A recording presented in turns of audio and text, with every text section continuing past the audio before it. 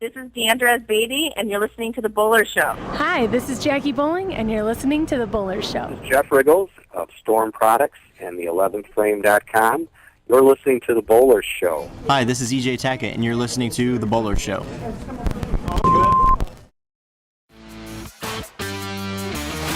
Welcome to The Bowler Show, featuring interviews with the biggest names in bowling today. Tonight, we're joined by PBA Tour Commissioner Tom Clark, multiple USBC Open Championships winner Matt McNiel, multiple Guinness World Records holder Adam Barta, USBC Communications Director Matt Cannizzaro, and Roto brand manager Chris Schlemer, with appearances by Norm Duke, Jason Belmonte, and Stu Williams live from the World Series of Bowling. And now, your host, David the Waswo. All right, welcome one, welcome all to the Bowler Show, something I've been waiting a few years to say. This time around, I have a co-host. A lot of you know him from his YouTube videos. His name is Luke Rosedal. I'm going to make sure I get his name right. I've been calling him Rosdahl for years. Luke, welcome to the Bowler Show studios. Oh, yeah, this is great. I'm glad to be here. I'm really looking forward to it. It should be a bunch of fun. Okay, well, we're going to put you to the test right away. As we did earlier on the radio when I had the show, there was always glitches and different things going on. Guests, bowlers traveling, different things. So we're going to take a minute or two. We're going to talk about what we're going to do on the Bowler Show. And then we've already gotten our first text from a guest that wants to come on at a certain time because he's got a lot of things going on at the World Series of Bowling. So let's do this. We'll talk for just a moment, and then we'll bring in our special guest. And it's a perfect way to open our show here. Yeah. You and I are both Storm staffers, so we'll leak that part out.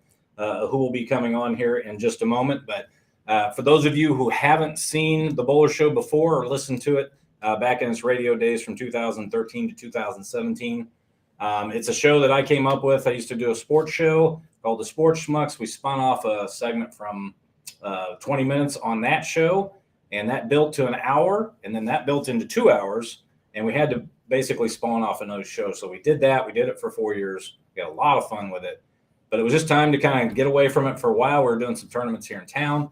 So, it was just time. So now I felt like it was time to bring it back. There's a lot of news going on in the bowling world.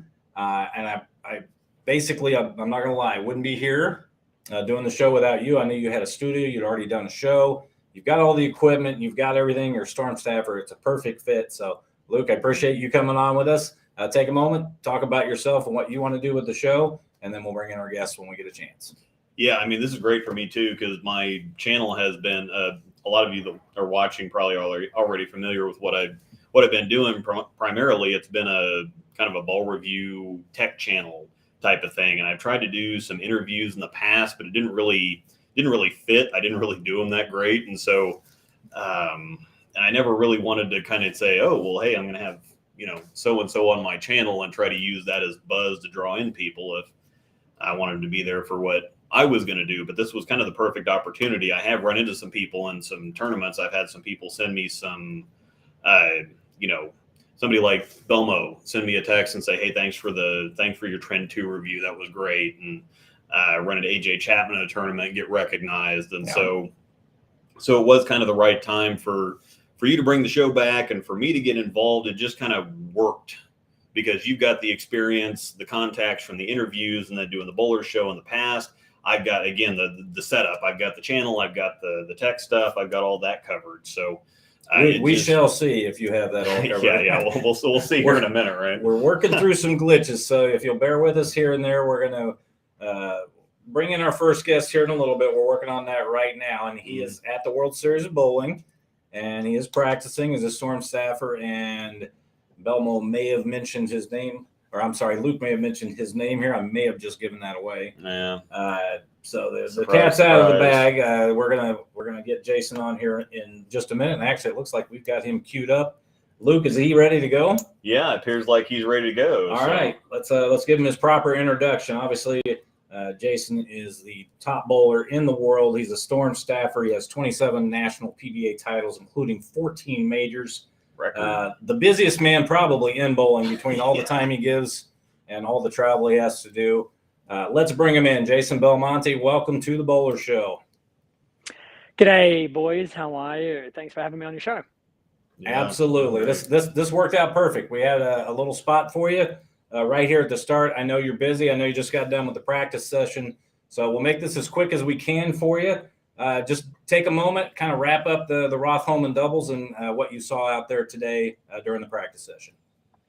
Yeah, I think for the doubles, it's always tricky when you play a Baker format and one of you has a fantastic reaction and then your partner is kind of lost for a few games because you look at the scoreboard and you have 5 strikes on one lane and you have a few spares and an open frame, and all of a sudden, it's 2-0, 170 really quick. And obviously the other way is when you have a great reaction for both of you, it's quite easy to find 260 and above because you've just got to throw 5 really good shots and then you're good to go. So I felt like Bill and I were out of sync for a lot of the Baker, and we didn't get enough pins, I think, in qualifying to kind of have a buffer where if we weren't in sync in the Baker, we could still, hang on and survive. But that's part of the game. One day we have it, the next we don't, and we just have to live and deal with that. Well, you guys kind of joked around about, especially Bill, about your travel plans in between tournaments and you making so many shows and Bill having to travel. That's not going to be a problem this week. No, we're here for quite a stretch, and the World Series of Bowling has always been, no matter what the format is or was, it's always been grueling. And I often see or hear people on social media talk about how, well, the format is so short, and I understand that it may not be as long as a traditional tournament, but you also have to understand that it's a part of the World Championship, which is, what we are all really striving to get with the animal patterns along the way as kind of the cherries on top. So you think of it like that, and it is a brutally long event. And the fact that these animal patterns are a little bit shorter with the best of 5 in the middle is it becomes very cutthroat.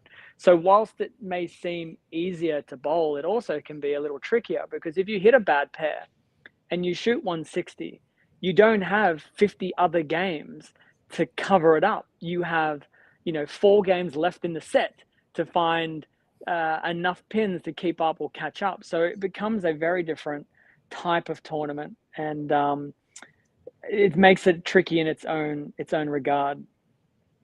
Yeah, and with that, how did you handle the practice session with throwing on each one of the patterns? I mean, you're used to throwing on one pattern for your practice session. How did you tackle that yourself? Yeah, just bear with me here. I didn't realize my arm was going to get this tied this quick. I'm like, got to loosen it up a little bit. I don't know why. The phone gets heavy pretty quick. Bloody hurting. Yeah, I'm like, this phone weighs 3 grams and my arm is already hurting. Yeah.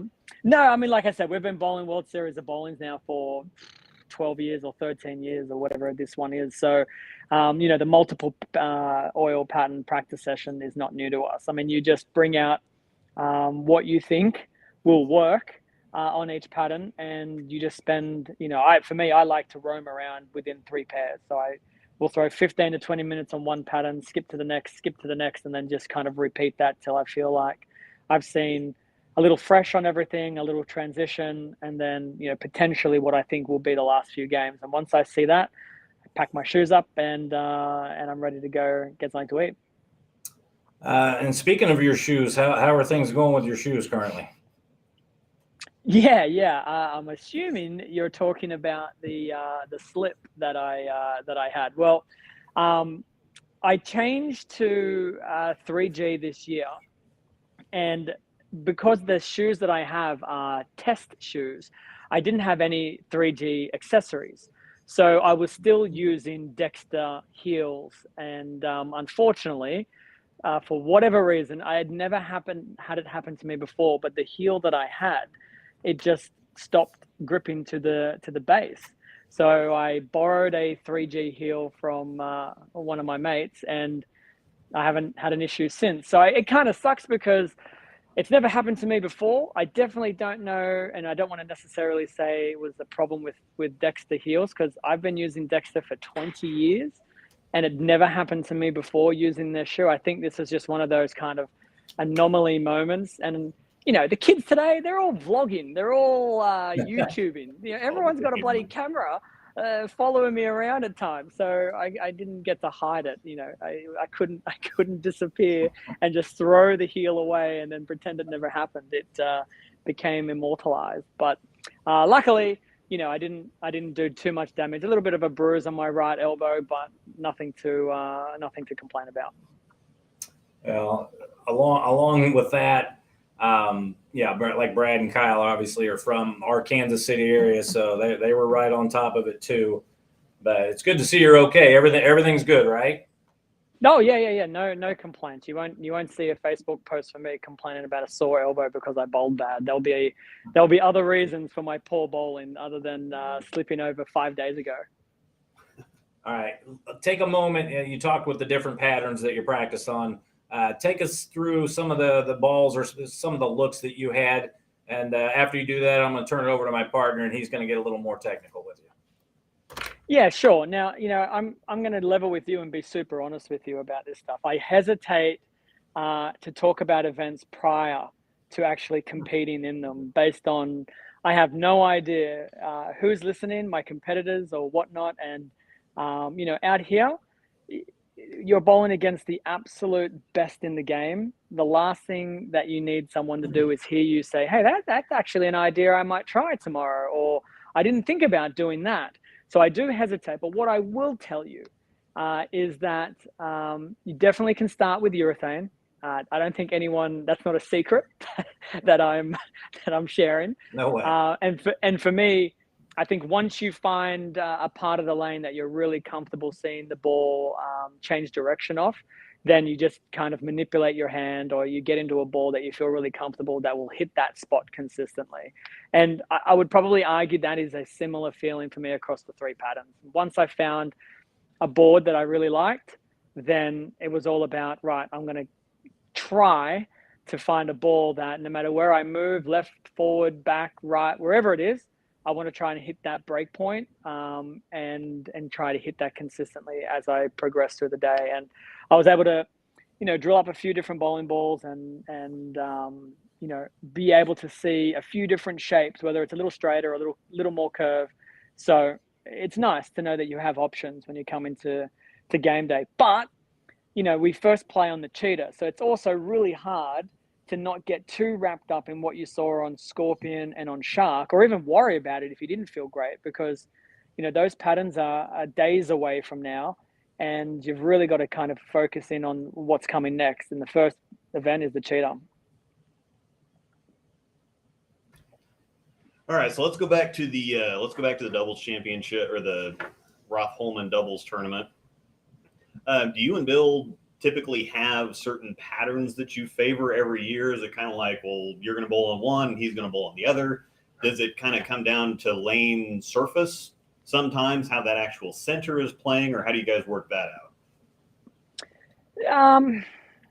Bill and I bowl so differently that it's not often that we love the same pattern. I have the ability to really open up my angles and really create a lot of shape. And he's probably a lot better at closing them down more and being able to play more in front of him. So we like to say to each other, if a pattern is playing a certain way that favors, kind of the bigger curve, I'll probably want to take that one. And normally in these events, they put down two patterns that are, opposite of each other. So in this case, that's exactly how it was. You wanted to play them a little further to the right on the right lane, and you wanted to play them a little further left on the left lane. Well, I like playing left. He likes playing right. That was a pretty easy decision to make. Very rarely when we've bowled doubles have we seen it flip, where I don't know why, but I prefer the right lane more than the left, or the shorter pattern more than the longer pattern. One year, I think actually in this building, maybe, it might have been in this building. No, it wasn't in this building. Another building, where he had a really, really good reaction on the longer pattern, but playing with a urethane ball right off the corner and kind of just pointing it at the head pin. And he struck a lot. So we decided that tournament, hey, my look is too good for this pattern. If you can just work out a few strikes here or there, we'll be really, really sitting pretty. But other than that, no, we don't really swap too much, and we favor each other's styles. Okay. Now, as far as this week, when you go to the World Series of Bowling, it's all in the same bowling center, and so people like to talk lane patterns. They like to talk, ball choices, layouts, whatever else. But I don't think people work the actual lane surface into it quite enough. So when you're bowling on all these different patterns, do you find that you kind of gravitate to similar equipment from pattern to pattern to pattern, or how much does your arsenal really vary, being that you're bowling on the same lane surface even though it's different patterns? Yeah, no, it's a good question, and I would probably argue with you in that the guys out here on tour do consider lane surface to be a huge priority in the decisions that they're making.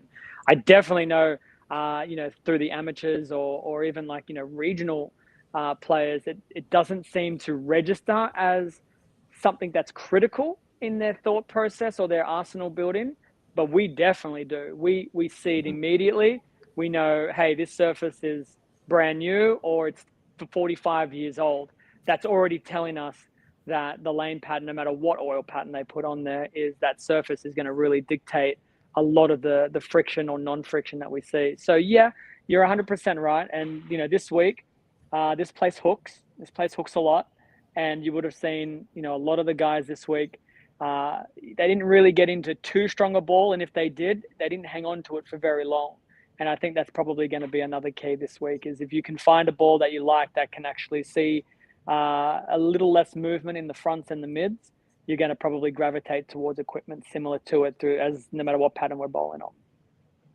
Yeah, I know. I get a lot of comments and questions about, and I was speaking about the average bowler that will always want to ask about, well, what should I use on this lane pattern, or what ball should I use? What layout should I use? And I don't think they pay nearly enough attention to the actual lane surface. So yeah, I know that the guys that on tour that do this for a living are pretty sharp as far as that goes. So.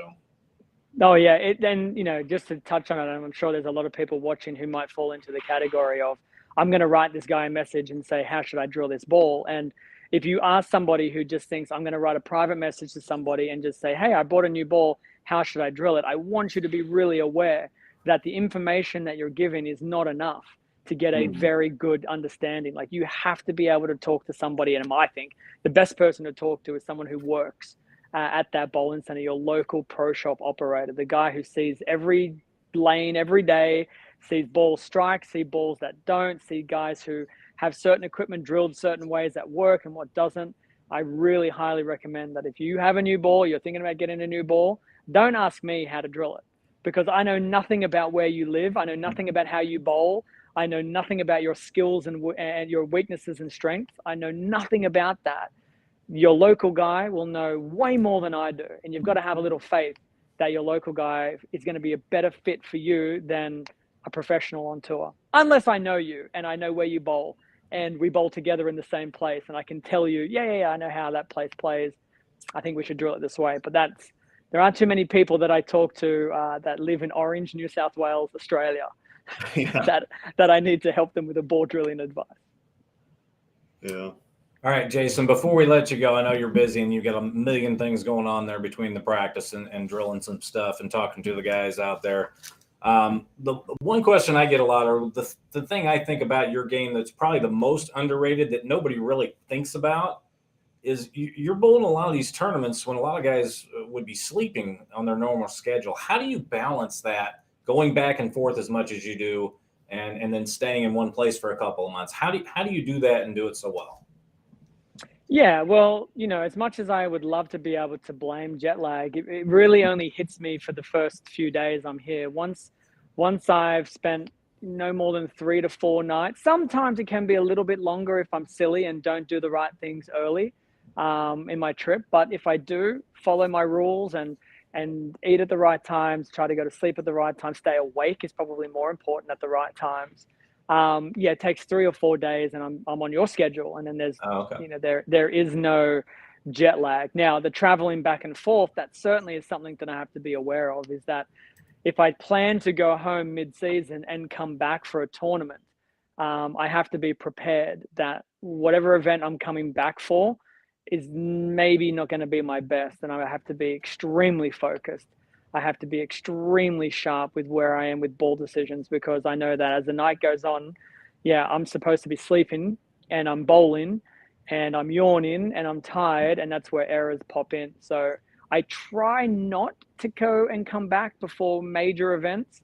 Sometimes I can't help it, but this time I'm not going home. The schedule is one of those really weird schedules where if I did go home, the cost of going home and coming back would only be right before a major championship. And it just didn't make a whole lot of sense for me this time. So I'm here for the long haul. So no jet lag to complain about. Like I said, I can't complain about my arm. I can't complain about jet lag. I'm running out of excuses to complain about. So I guess I'm just going to have to own up to my own errors. Well, feel free to blame Bill O'Neill for any problems you have. And hopefully we'll get Bill on here and talk to him sometime. Jason, no. I can't blame Bill. Bill doesn't talk to me about. No, we don't talk bowling. I think that's a misconception. Most people think we spend all our waking days helping each other bowl. I think Bill has resided to the fact that he doesn't want to help me. So we don't talk bowl. I can't even blame that guy. I'm like, yeah, Bill gave me some advice and it didn't work. No, can't even say that anymore. All right, well, that's funny. Like I said before, when we had the show, when I was doing it, you were always accessible. Being the number one bowler in the world, this is stuff that you don't even have to do. And I know you do everything possible that you can to promote our brand. Am I not getting paid for this? Is this a free gig? Luke, do we have anything yet? Do we have any sponsor? I got some free games for a local bowling alley here if you want to come here. All right, deal. I want those free games when I turn up. All right? Well, if you come, that would be awesome. But I'm going to get you out of here. But you just do a great job with everything. You're a lightning rod. Whenever you speak about something, people take sides, and I always thought you handle that very well on social media and then in person too. And you've always been accessible for us, and we really do appreciate that. Yeah, no worries at all. Thanks a lot for your time, boys. Next time, can you please remind me to bring a tripod for my phone? Yeah. Use your left. Well, in your case, it doesn't matter. Well, I would, but my hand is then going to cover the camera. It's on the wrong side. So I'm paranoid to flip it upside down. Anyway, remind me, but you're more than welcome. I had a blast talking to you, fellas. Good luck for the rest of your show. Say hi to whoever else is on your show for me. All right, we appreciate you opening up the new revamped bowler show. Jason, you take care. No worries at all. Cheers again, boys. All right, have a good one. All right, 27-time titleist, 14 majors. Yeah, opens up the bowler show. Look, I told you there would be some fun stuff happening on the show. I didn't know it was going to be right off at the start of the show, but the moment we've got everything set up, we're going to talk about us for a few minutes. We get the text from Jason. Actually, that's going to help us for the rest of the show. Let's take a moment and talk about the rest of the show here. I've got the paper right in front of me here. So after we take a little commercial break here, we're going to bring in Stu Williams. Yep. At 6:40 is going to be Cannizzaro's Corner. Matt Cannizzaro, of course, the USBC PR manager who has had a spot on this show for years, and we appreciate all the time that he's given us. It looks like Adam Barta is going to be able to come on at 7 o'clock. We're going to have the PBA commissioner, Tom Clark, after him, Norm Duke, Matt McNiel, Chris Schlemer. We've got everybody here on the show, and just our fortune, it broke just perfect. Belmo was done with practice, and he gave us a message and said, hey, I'm ready to go. And when you're Belmo, you get to go right on. Yeah. So let's do this. Let's take a quick break. We've got some sponsors that you and I are going to talk about on the other side. Also, while we've got everybody here, anybody wanting to do anything with an ad, you're going to watch an ad from a local businessman here in Kansas City. Take a look at it, and we can do some stuff for you. And then when we come back on the other side, we'll talk about some of our other sponsors. Jackson's Trading is the place to sell all your unwanted precious metals, including broken gold and silver jewelry. They also buy old silver and gold coins, so check them out for all your buying and selling needs. Also, did you know that Bobby Jackson's Trading pays top dollar for your unwanted gift cards? You know, the ones your grandma got you for Christmas? Bobby Jackson's Trading is located on 23rd Street, just one block east of Noland Road in Independence, Missouri. They're open 7 days a week. Check them out at bobbyjacksons.com or give Bob Foster a call at 816-463-1919. That's 816-463-1919. All right, welcome back. This is like I was telling Luke before, this is a different medium for me. I'm used to the radio. There's some things we do off camera, And while the guest is talking, just like what I'm doing with my hands here, I've got this hand robot thing working that I like to explain by using my hands. So, Luke, here's some of the other sponsors we have on tap that are already on board with us. These are all local sponsors, but with the show being on your channel and 17,000 subscribers, we're open to any and all opportunities that anybody wants to put any kind of ad. It can be bowling related, or just as you saw, doesn't have to be bowling related. So just a bowler with a business. Exactly. So. And we'll get the word out for you, and we'll talk a little bit about your business. Depending on what you do, we'll make a commercial for you. We'll also talk about your business. We can do on-air mentions. There's a lot of stuff we can do. So you can just Facebook text Luke or I on that. S&H Custom Homes here in Kansas City in the Northland. Some of this will be local. Like I said, the guys that we've talked to already and got on board are local. So we'll talk about them real quick. Christie, Hampshire at S&H Custom Homes is on board, basically a title sponsor right now. She got into the home building business about 6 years ago, and she basically works in the Northland. So you're up north and you're looking to build a new home, somewhere in the 4 to 6 range. You'll want to contact her. Just go to the S&H Custom Homes on Facebook. We'll have a commercial ready for her next week. We do not have that currently. We talked about BobbyJacksons.com, Bob Foster, really one of the better ambassadors for bowling here in Kansas City. Double J's Pro Shop, James Graham, will be getting him a commercial next week also. He's located at College Lanes. And then my bowling alley of choice for the last 40 years, Summit Lanes. They're on board. We're going to have 5 free games to give away each week. And then once a month, we'll give away a family fun pack that is good for 1 lane for 2 hours, up to 6 people. It's all you can bowl, shoe rental, all that stuff's in there. So what we'll do on that, we'll kind of mess with the chat a little bit with that. Obviously, we're going to want to keep that local for the people who are in town here. So, Luke, talk a little bit about your sponsors. I know, obviously, you're with Storm. Who else are you with? Well, I look like a NASCAR driver sitting here, but I've been on with Turbo Grips for a long while. I actually was that was kind of an interesting story on how I got on with them. Something involving drilling the ball for Carolyn Doran Ballard to drop that name. I'm also on with Bowlers Mart. I do some stuff for them. Coolwick. I really love their stuff, and they reached out to me about it, and so those are my sponsors that I have. Also, well, let's see. Backwards, the Storm Roto Grip bowling balls for sale on the Facebook group. Anything and everything, stateside, overseas, rare, used, whatever else they've got it there. They've got 30,000 some odd members. So if you can't find it there, you can't find it.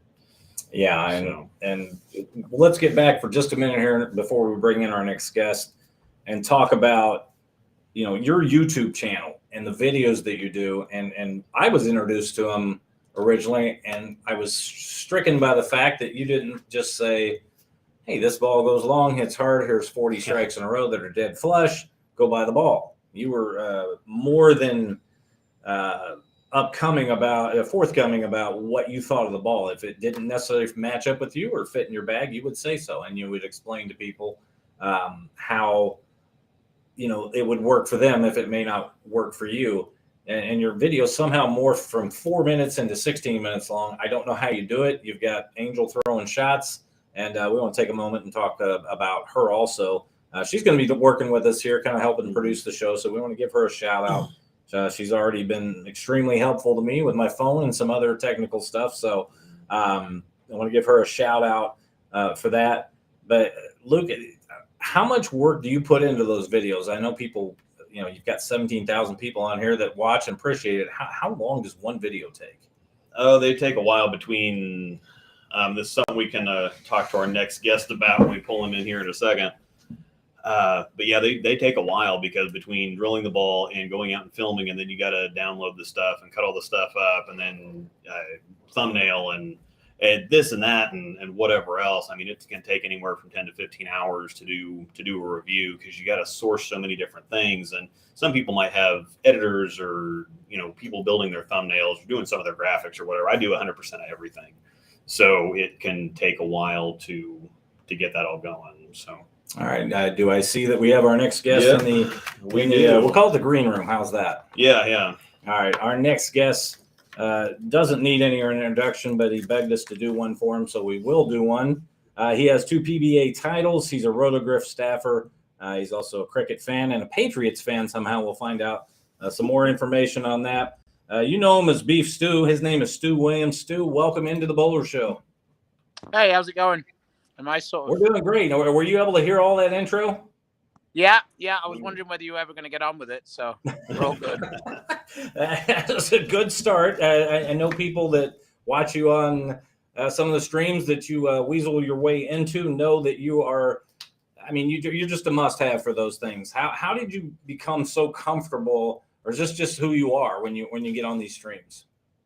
I don't know. I like chatting to people. I like chatting about the sport. I like trying to help people understand, get a better understanding of professional bowling and what we're doing. And, there's a lot of nonsense spoken. And I try to get people to understand, what's real, what's not real, and go from there. Okay. Speaking of nonsense, how did you become a Patriots fan?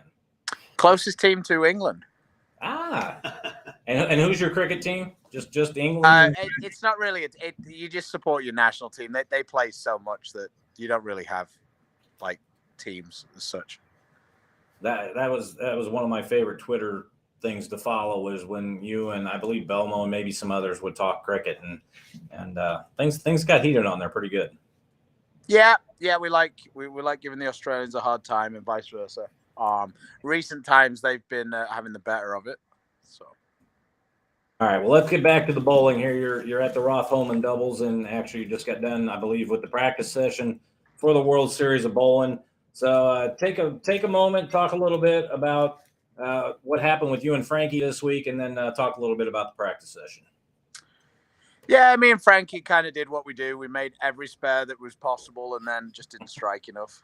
I think we missed. I chopped a 4-8, and that was the only makeable we missed for the whole time. We just couldn't get enough strikes. We got one game, but like they say in England, it's the hope that kills you. Game 10, we bowled like 545, and we kind of thought we were back in with a chance, and then we got two pairs to finish. Frankie did a better job than I did, but the last two pairs were kind of tricky, and we just, we finally found one solution that allowed us to strike, and when that solution didn't work on the next pair, that kind of deflated us a little bit because, until we bowled that one game, we didn't have a 240 the whole time. So it's kind of hard to compete out here when you're just bowling 230s and making all the spares and stuff. So, yeah, it was a little tough. Like, me and Frankie always joke every year that one year they might actually make them tough for that tournament because it's always pretty high scoring. And I don't think it's ever going to happen. So, I don't know. Maybe we both need to find a 200. I don't know. I don't know what we need to do. But, yeah. I guess misery loves company, and me and Frankie bowled like 200 over each.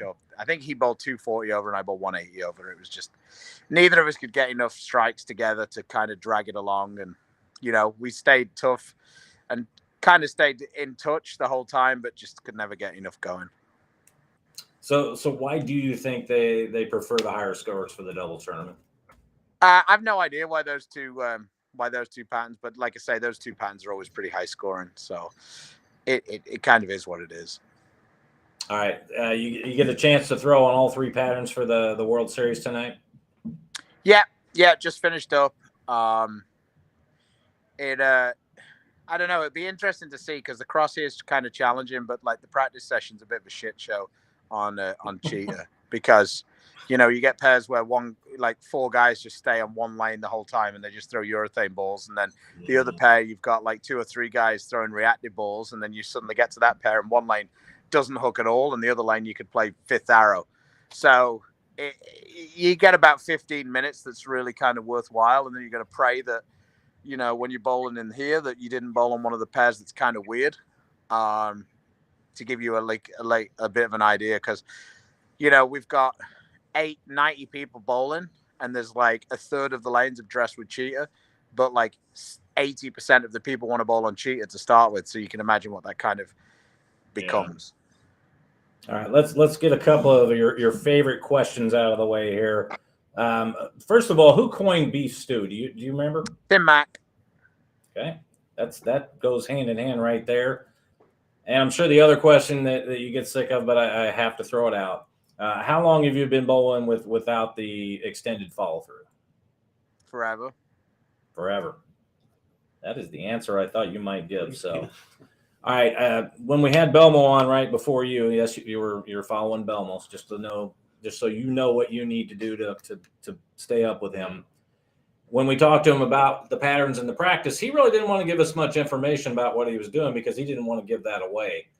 Do you want to talk a little bit about some of the pieces you threw maybe on each pattern, or do you want to kind of keep Sure. that? I don't care. I don't think many of the people bowling the World Series are watching, so I don't think it'll really make any difference. Yeah.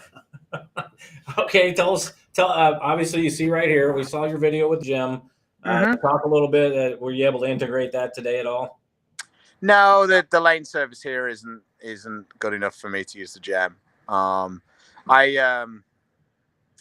used IQ Tour and Pitch Black early on Cheat, and then I was able to transition into a Zen later on. But who knows what that's really going to mean when we bowl for real for score.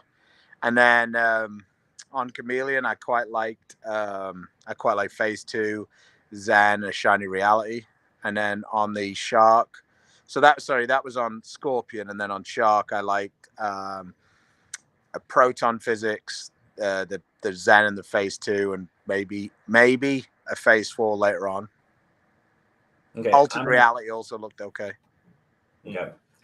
Speaking of the gym and some of the other pieces, I'm going to turn it over to my co-host Luke Rosedal, who knows about 1,000% more about the bowling balls than I do. So let's see what he's got for you as far as that goes.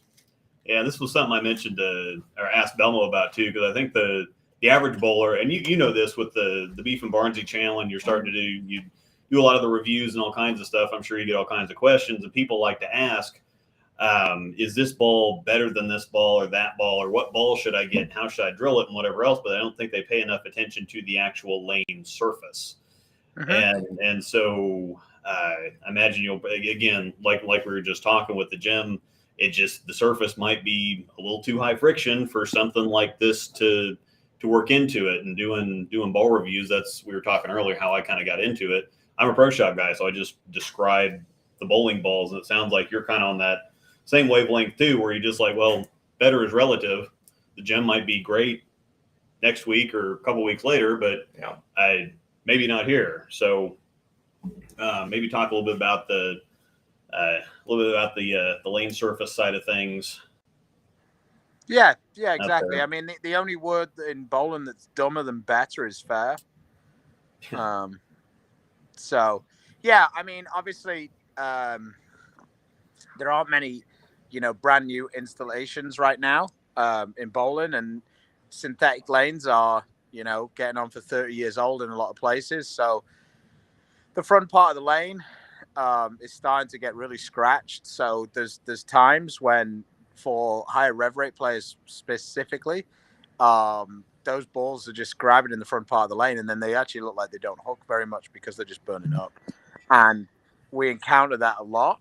And whether you go with, longer pin distances or, shinier surfaces to try and combat that, I mean, and it's kind of interesting. The most interesting part is whether you want to take a strong ball and make it like a dull ball and make it shiny, or do you want to take a quicker response ball, maybe an altered reality or a dark code or something in that surface. It's kind of finding the balance. And in some places, a shiny reality is better, and in another place, like a dull altered better. And it's just trying to find that balance between the two. And the guy who finds that balance first is usually the one who has the biggest advantage. Yeah, that's the other thing, is that you don't have a whole lot of games to work with for each of these tournaments at the World Series of Bowling. You have a rough game one game, and you don't have a whole lot of time to make that up. So does that play into it? Like you were saying, sometimes whoever finds the matchup first and gets hot, do you ever feel like that in these shorter format tournaments? Like you just find it too late. It's not necessarily that you're throwing it bad or you don't quite match up. You just find the right combination too late. Sometimes, but today, like tomorrow, for example, we bowl 2 5-game blocks, and having to do it twice is a lot harder than just bowling 1 8-game block. So that's one part of it, and then the other part of it is like it'll be interesting to see, but I don't really foresee that much urethane being able to be used on the last two patterns. Certainly not the last one. So a lot of people's go-to is to try and use urethane to control it and on those shorter blocks, if they're able to do it, they can create a lot of score, in those first 3 games. But now, with some of the changes the PBA have made, some people have lost their favorite pieces. So there's a bit of this is the first tournament without them. So there's a bit of people not 100% knowing what they want to do with the balls. And then on top of that, the second 2 patterns I don't really think are going to be that urethane friendly. So I think that the scores could be all over the place. All right. Well, actually, that's something I hadn't thought about, is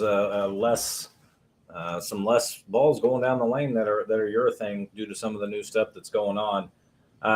Stu, before we let you go, I'd actually forgotten about bringing up the Beef and Barnsey show. Take a moment. How can people find that? And when are you guys on? Are you just on at certain times, or? Yeah, generally we do Tuesdays and Thursdays at 10 a.m. or 10:15 Central in the mornings. But when we're on tour, it's a little challenging with the schedule. Like, for example, this week we bowl at 12, so I'm not going to do a show at 10 and then bowl at 12. Like, that's, So I think in general, when we're not on the tour season, we do Tuesdays and Thursdays. We have a YouTube channel, Beef and Barnsey. We have some stuff up on there.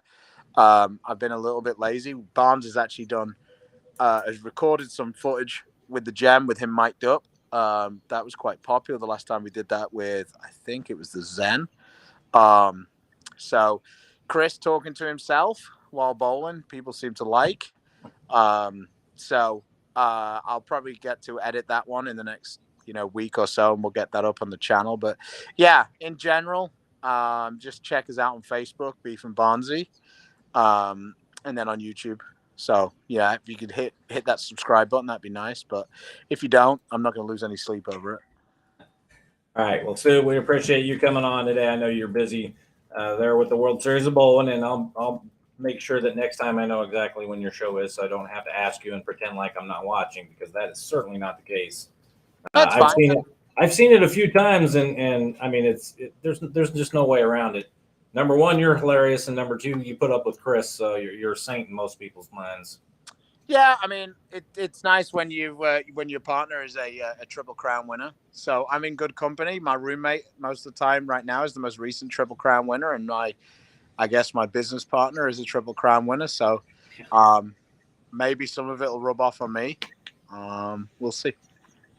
All right. Well, best of luck to you. We appreciate you taking some time out of your schedule to come on the revamped Bowler Show here. It's been over 4 years since we were on, and we really appreciate you taking the time with us. All right. No worries. I'll see you guys later. All right. Take care, Stu. Thanks. Bye. All right. Luke, I talked about the must-haves for streams, and I was doing a stream, I believe it was at the Lucy Bonneau, and here comes Stu walking by, and I'm like, we have to get him on.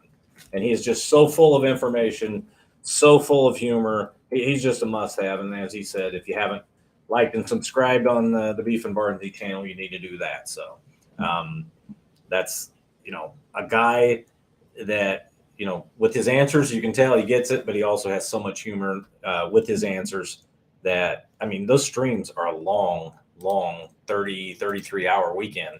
You got to get guys in there like that, and Stu's perfect for it. So, yep. All right. So with that, we're moving right along here. Like I said, in radio, we go into commercials where we got all kinds of extra time in between stuff. I can barely breathe and I can barely keep talking, but we're going to continue.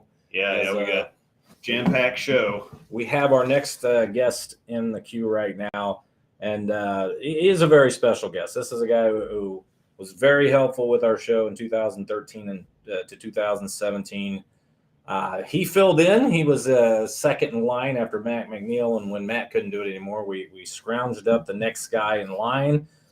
He is the USBC public relations manager and basically do it all for anything that happens in media. I had a chance to work with him last year. We'll talk a little bit about that. We don't have the Superman intro, unfortunately. We couldn't save that from the last, but we'll get him a new intro. Let's get him on the show right now. His name is Matt Cannizzaro. Matt, welcome back to the Bowler Show.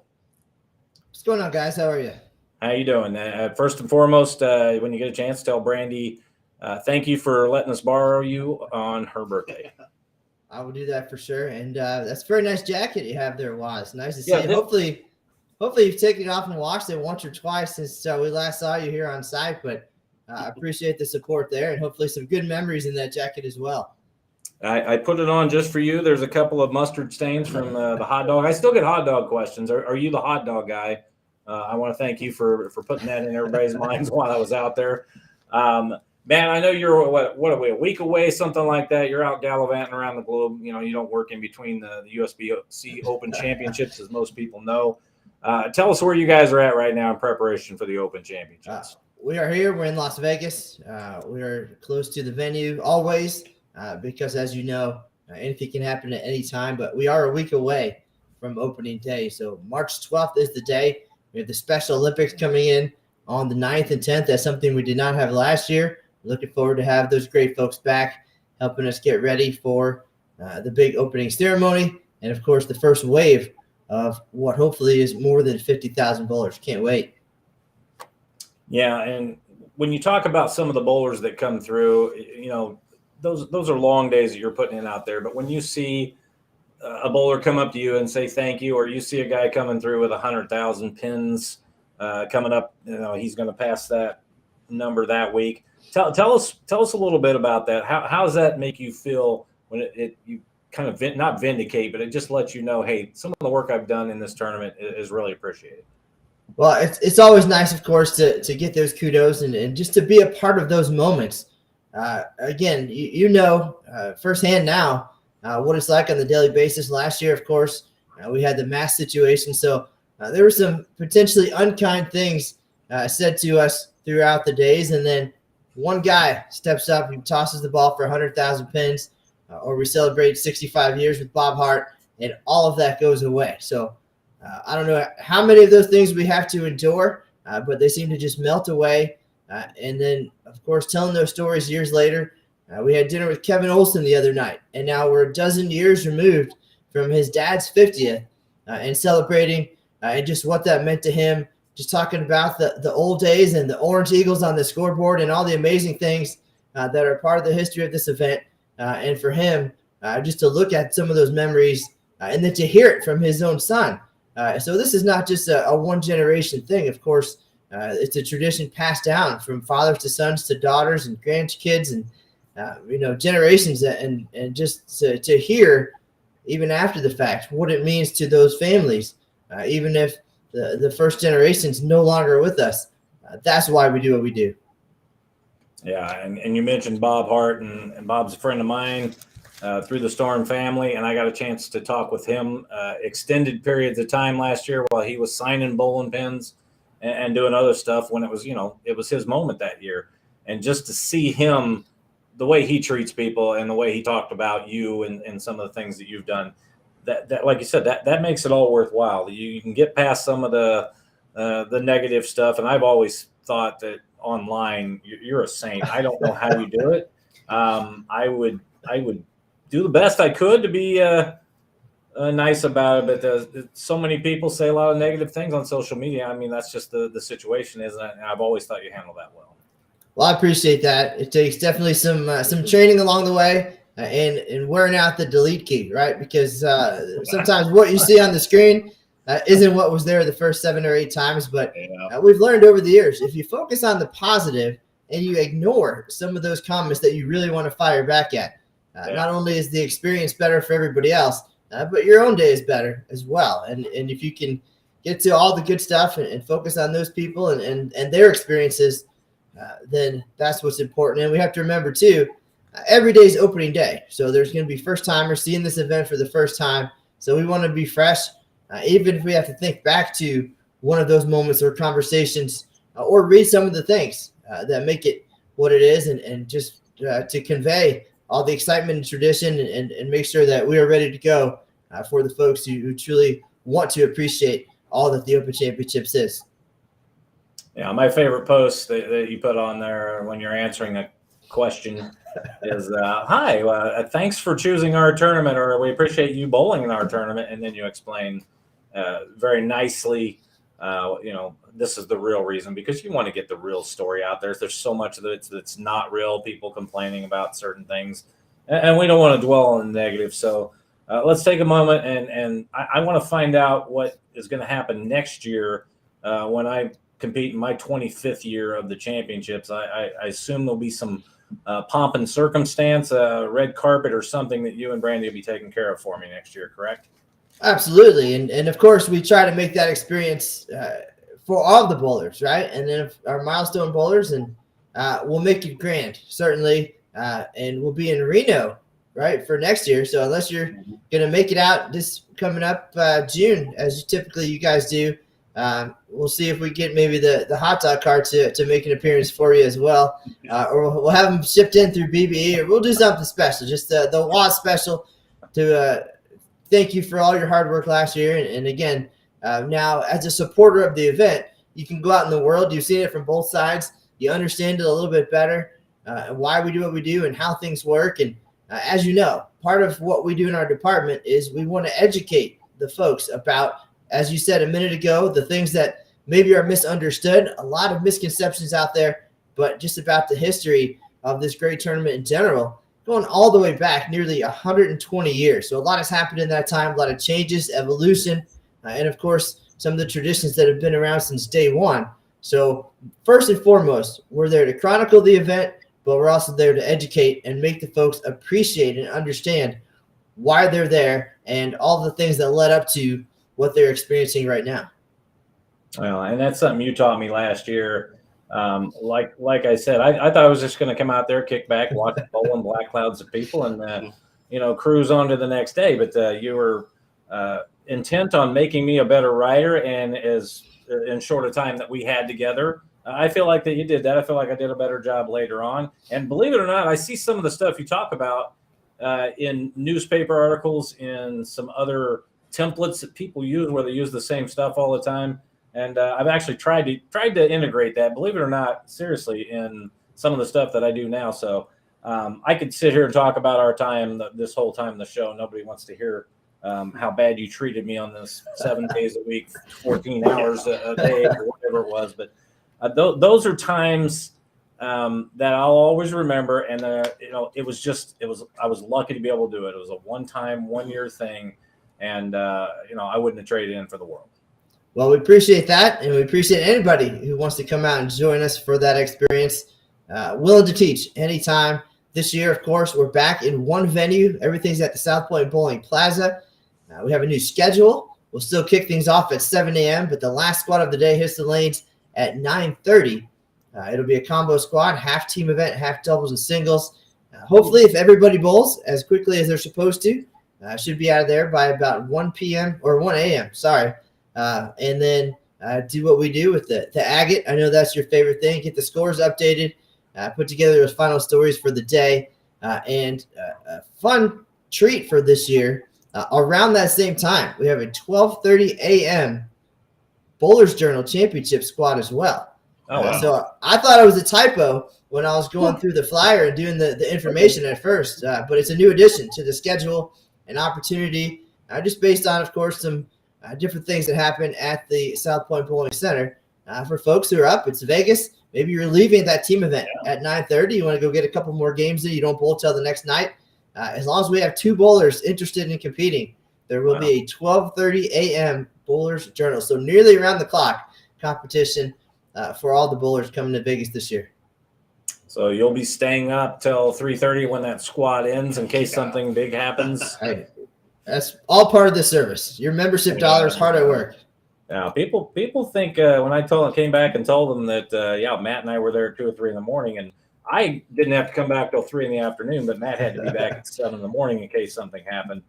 And I know you're happy that the one venue is, back, and we're somewhat back to normal, and you guys can, do all your stuff there within, a couple hundred feet rather than having to babysit me on the other side of the world there at the not the plaza. I can't even think where I was last year, but just the bowling center basically is what it's called. But I some of my favorite moments, real quick, before we go back to the championships itself, were kind of the first day. I thought, well, kind of wean me in, and all of a sudden, I didn't have a lot of time beforehand, and you said, hey, you're on your own. Go over there and check out the monitors. And I thought, boy, I can't even see him standing 5 feet away. I thought this is going to be a disaster. I'm going to miss somebody shooting 2,000 in classified. But you showed me some of the ways around it through the live scoring, and Sam Neves helped out a lot, especially at first. But it was just an invaluable time for me, and I still think about it. I can't believe it's been 10 months since that happened. But for me, I'm so glad it happened. So let's get back to the tournament real quick here before we let you go. I'll throw you one more question, then I'm going to toss it over to my partner. People know that you're out there, and they know that you're writing up everything and keeping track of all the media stuff. But a lot of people don't know. Are you getting to bowl at all, or when is the last time you bowled? You saw it. It happened at the South Point Bowling Center in last July, right? That was when we did it. You guys, they talked to me into all 9 games. I forgot you'd already left by then. Yeah. But the team name was We Got Matt to Bowl. So I did bowl all 9 games in 2021. That was the last time. We've got some bowling balls in the office ready for this year, whenever that is. We'll get out there as a group of employees and enjoy the experience as best we can on one of the slower days in the event. But certainly want to keep my own streak going as I approach 25 years as well. Oh, wow. So, yeah, almost 2 decades as an employee, and just over as a bowler. So looking forward to that. It'll happen, and I'm sure I'll practice 1 or 2 games the day before that when we're ready to go. And I'm sure you have less spins than I do. And if that's not correct, I'm sure you'll get on the computer. You'll print out your scores versus mine. I've seen you do that and put it on my wall, and I really appreciate that. So, Matt, I'm going to turn it over to my partner here for a minute, and then I'll lead you out once he's done. Sounds good. Going back to the social media thing, that's something I definitely appreciate. And know exactly what you're talking about, because that's my whole world is YouTube and Instagram and TikTok now and whatever else. And people say the darndest things, and sometimes you just kind of type in there for your own little therapy and then delete all of that, and then you type what you should type in there. And again, like you said, sticking with the positive stuff. But I have had a lot of questions, and you answered one of them already about everything's back in the arena this year, so there's not going to be team in the arena, doubles and singles in the center. And as far as the mask stuff, you're just following the local guidelines and protocols with whatever they're doing. Yes, at this time, we'll continue to follow. And at this time, it's no mask required for the competitors and the guests. As of right now, the employees will be. And if anything should change, of course, we'll be flexible. We pivoted a lot over the last couple of years. That's one of those words. And we'll do what we have to do. But at this time, all clear on that front. So hopefully we'll have a lot of smiles to see this time around. Yeah. And I did hear something too about, just to confirm, somebody said that there wasn't going to be a 40 frame game event this year. Do you have anything as far as that goes? That also is correct. They had some trouble locking down a venue. They have to go to specific places because of their scoring needs and their own scoring system. And with all the different events happening around, there just wasn't a way for them to figure out how to make that work for the length of time it needed to. They're hoping to be back, looking forward to being back in 2023. But for this year, it's just that extra squad at the Bowler's Journal, I think, that will have to keep folks busy. Okay, and the Bowler's Journal is going to be that and the practice sessions? Is that going to be back in the center this year or at the Orleans like it was last year? We are back in the South Point Bowling Center, so all of your bowling needs under one roof.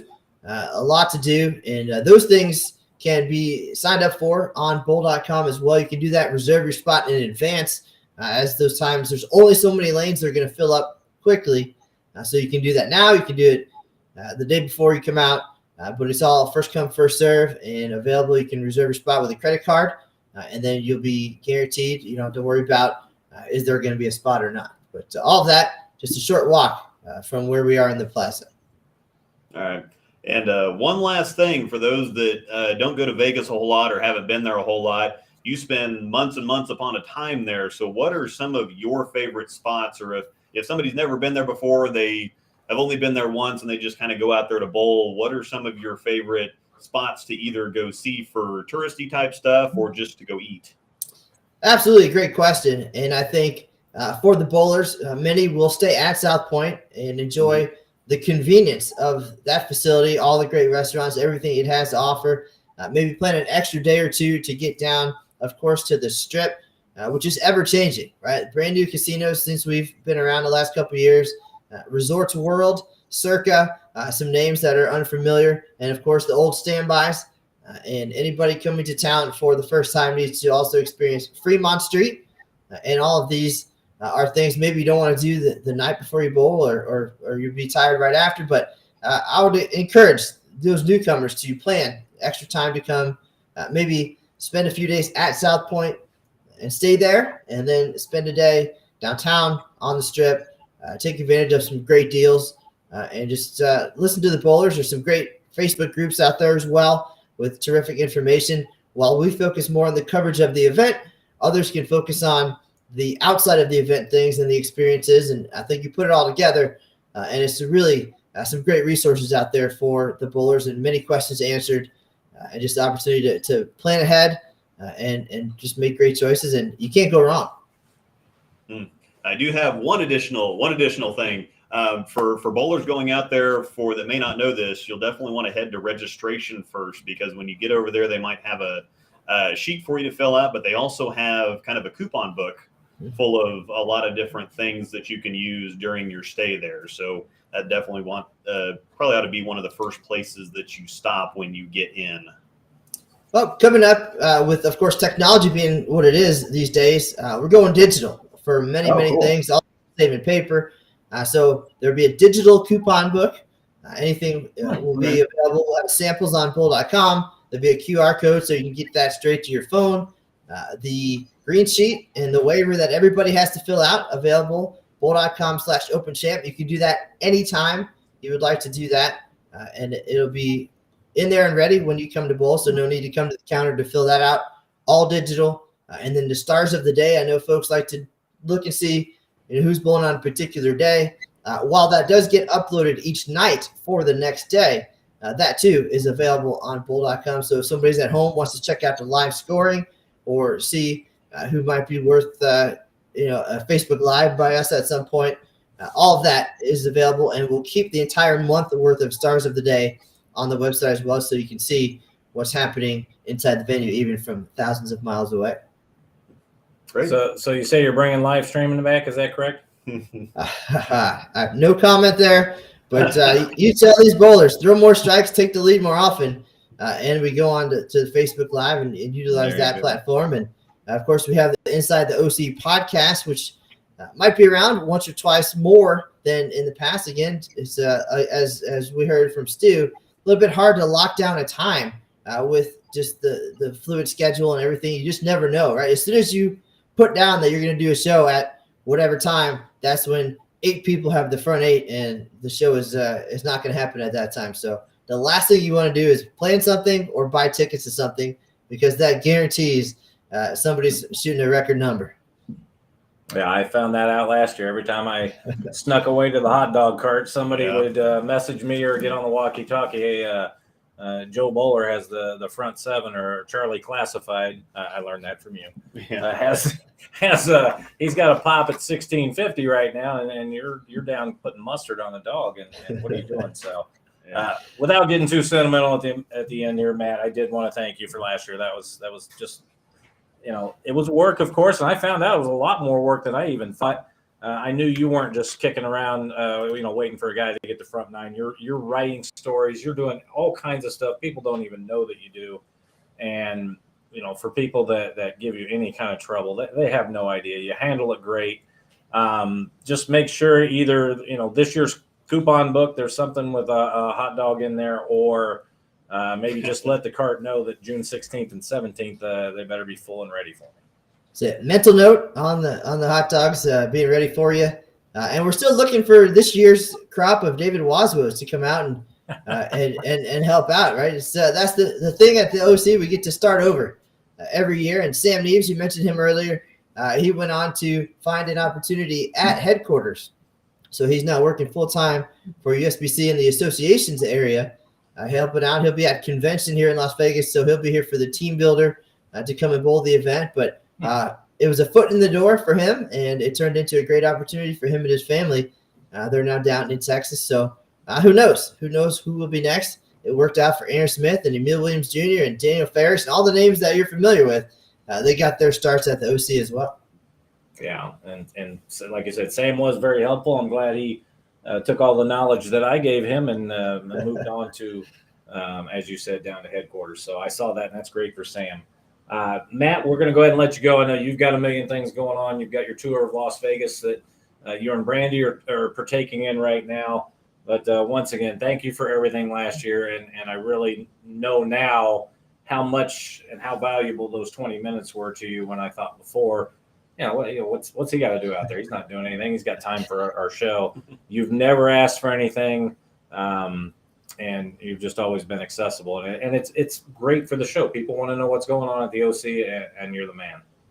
Well, I appreciate you guys. It's great to have you back. And Luke, thank you for helping the Waz with the technology and making this thing work.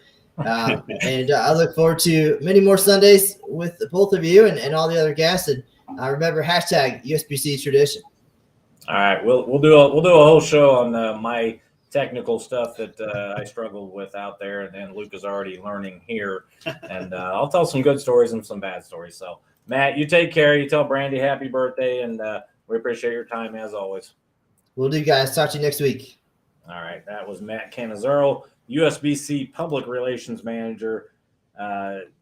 Without waxing too poetic here, Luke, he was really helpful with me last year, at first especially. Yeah. And it took a little while because there were some nuances on the computer that once you learned them, you were good.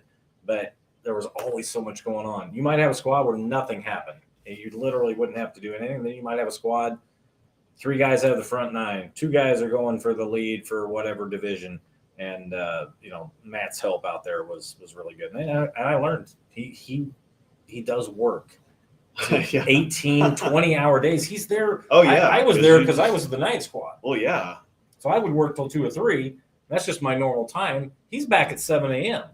So people don't realize what he does. Some people, as he said, they'll recognize him when they come through, and that makes it all worthwhile for him. So yeah, and sometimes and last year was especially tricky too because they had half of it in the arena and half of it in the center. Instead of having everything, they had the one squad and the one center. They've got now that last year they had both of them going. So and that's what made it fun for me, and that's not really the only reason I was out there.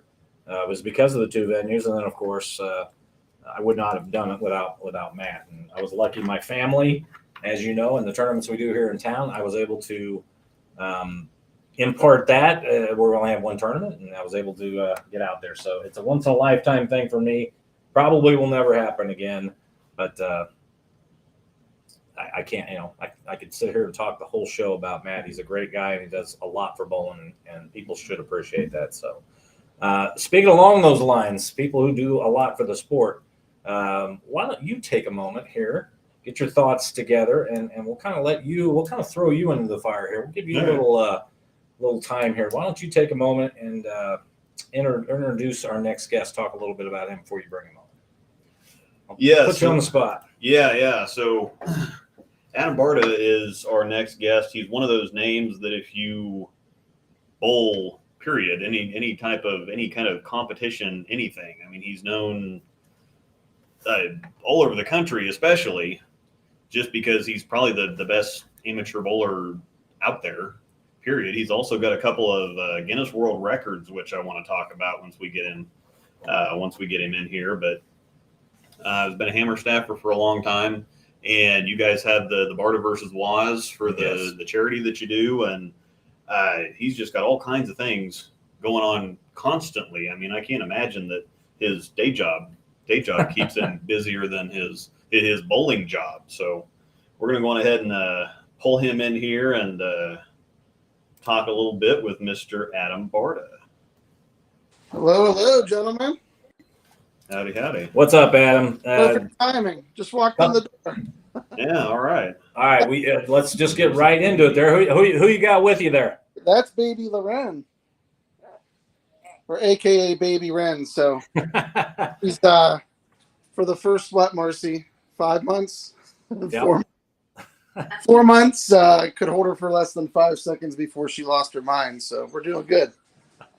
Well, that's good to hear. I know you just got home. Obviously, everybody's happy to see you, but we're going to borrow you for a few minutes here. Oh, you're good. Okay. Now, just let's talk a little bit about what just happened here. I saw the screenshot you sent me of the match. You were bowling a tournament here, and you had a high-scoring finish. Yeah, bowled Brad Angelo. Obviously a good friend of mine, but great bowler. But yeah, just won my first match, 268 to 2 whatever, and then bowled Brad, and just one of those things where it's like someone had to lose, and of course it was me. But yeah, 290 to 279. But yeah, whatever. But just one of ththose things where it makes the car ride that much longer coming home. But like I was saying, Brad apologized because he had a couple hits in there that could have went either way. But that's the way it is. I mean, I've had my share of those, and whatever. Oh, here we go. There we go. Yeah. It sounds like some of the bowlers after a 10-pin right there. So, all right. As we talked about, Adam, you do a lot for bowling, and one of the things you do each week is you bring people into your bowling alley every third game, and you have a contest on the Barta Nation Facebook page each week. And a couple of weeks ago, you shot a score that nobody probably guessed. So, talk a little bit about that night and how special that was. Yeah, I mean, pretty awesome. I mean, I don't even know when I started doing that. It was just being creative and doing different things to get people involved with bowling, and even the non-bowlers to get them engaged, to understand bowling a little better. Just something I had tried. I mean, I've been doing this forever, but yeah, just a simple thing on my Facebook page to guess my 3-game series, and it's escalated to where Hammer puts up a ball each week, and then Coolwick's jumped on board to give away a jersey each week. But yeah, just do a simple contest, and we're averaging like 4,300 people. 1 second. 4,300 people each week to guess that. And then game 3, I just decided this new thing to go live, to see if people how would react to it. And I mean, on average, we're 500-600 people watching, and then when the scores, when I'm bowling a number, it seems to be shared or whatever. So with that 867, I think we're up to like 1,500 people watching, which is just insane for someone bowling a league night, and to get all of those people engaged watching that is just. I'm still in awe. I mean, why? People that enjoy watching that and tuning in, it's crazy. But yeah, the 867 was just, one of those things where the stars aligned, and just a crazy night where I struck more than normal, I guess. All right. Well, I saw it, but take a moment and talk about the equipment you used that night. Yeah, the 3D offset for Hammer. Obviously, just like any other staff, the staff players get the balls, a few weeks before they get released to the public, and the goal obviously to promote the product to get it drilled up and have some success with it, talk about it, use social media as your platform. And it was perfect timing because it was the week right before the release, and I'm sure it sold some balls for sure. But yeah, Hammer 3D offset. Yeah, that was fun to watch. They're always fun, and do your teammates, they know that they're on camera? Have anybody voiced anything to you like, I really don't want to do this, or are they all on board with it? Oh, they're all on board with it. I mean, we've all been close enough, long enough that I really don't give them a choice. But they've never verbally told me, hey, I don't want to be on camera. There was one guy in the entire league that was kind of like sketchy on it, but he didn't understand what I was doing. He's like, why are you recording me bowling? And I said, well, I'm not recording just you. It's everybody bowling. He goes, well, my wife doesn't know I'm here. And I'm like, okay, so it's one of those, I said, well, I don't, is it that big of a problem? And he goes, well, yeah, it is. I mean, I don't want to be on camera. I said, okay, well, I mean, it's a Facebook Live thing that I do. I'm not recording you. I mean, unless she's part of the page, it's not going to be, that big of a deal. But he ended up just saying, "Oh, just whatever you got to do, whatever. She'll find out." He said something crazy like she's going to find out that I'm here anyway, and I'm like, okay, well, Yeah, I guess But that's something you got to think about a little bit. yeah. Apparently, the credentials and standards in Ohio are pretty low to where pretty much anybody can get in the Hall of Fame. So, talk a little bit about when you got that call, or just let us know how you were contacted and you found out you were going into the Ohio Hall of Fame. You'll like this story because obviously, Dave, you've known me a long time, and how Marcy is, and then that the kids are exactly like me, so they like to prank. So I had no idea that I was getting in. It was mentioned that Dave Wadka and his girlfriend Missy Cotterman, did the nomination for the Hall of Fame. So anyway, when I came in from league, it was Monday night, and normally when I get home, the house is dark and the kids are in bed and everything, which is just a normal night when I walked in. And so as soon as I walk in the front door, there's these streamers and balloons and everything, and it says congratulations. And again, I had no idea about this Hall of Fame thing. And the first thing out of the boys' mouth, they're like, "Congratulations, we're having another baby." And I'm like, "Oh my God!" My heart went to my stomach. I'm on this like hot flash, and my blood pressure. I'm like, "Oh my God!" So I shut the door and walked back outside.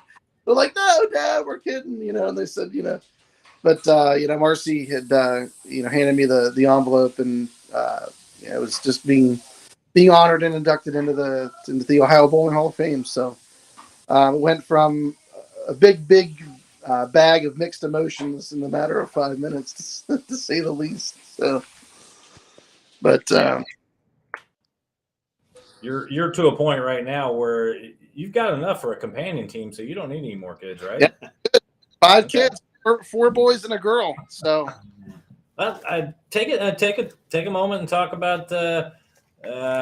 I believe it's Logan, right? Is the one that bowls in the same league with you, and then I believe was there that night of the 867. What's it like to be able to share that with him? Awesome. And Logan has bowled ever since he was a young kid, and bowled through high school, and is always pretty solid. And then not until I don't know, the last year or so.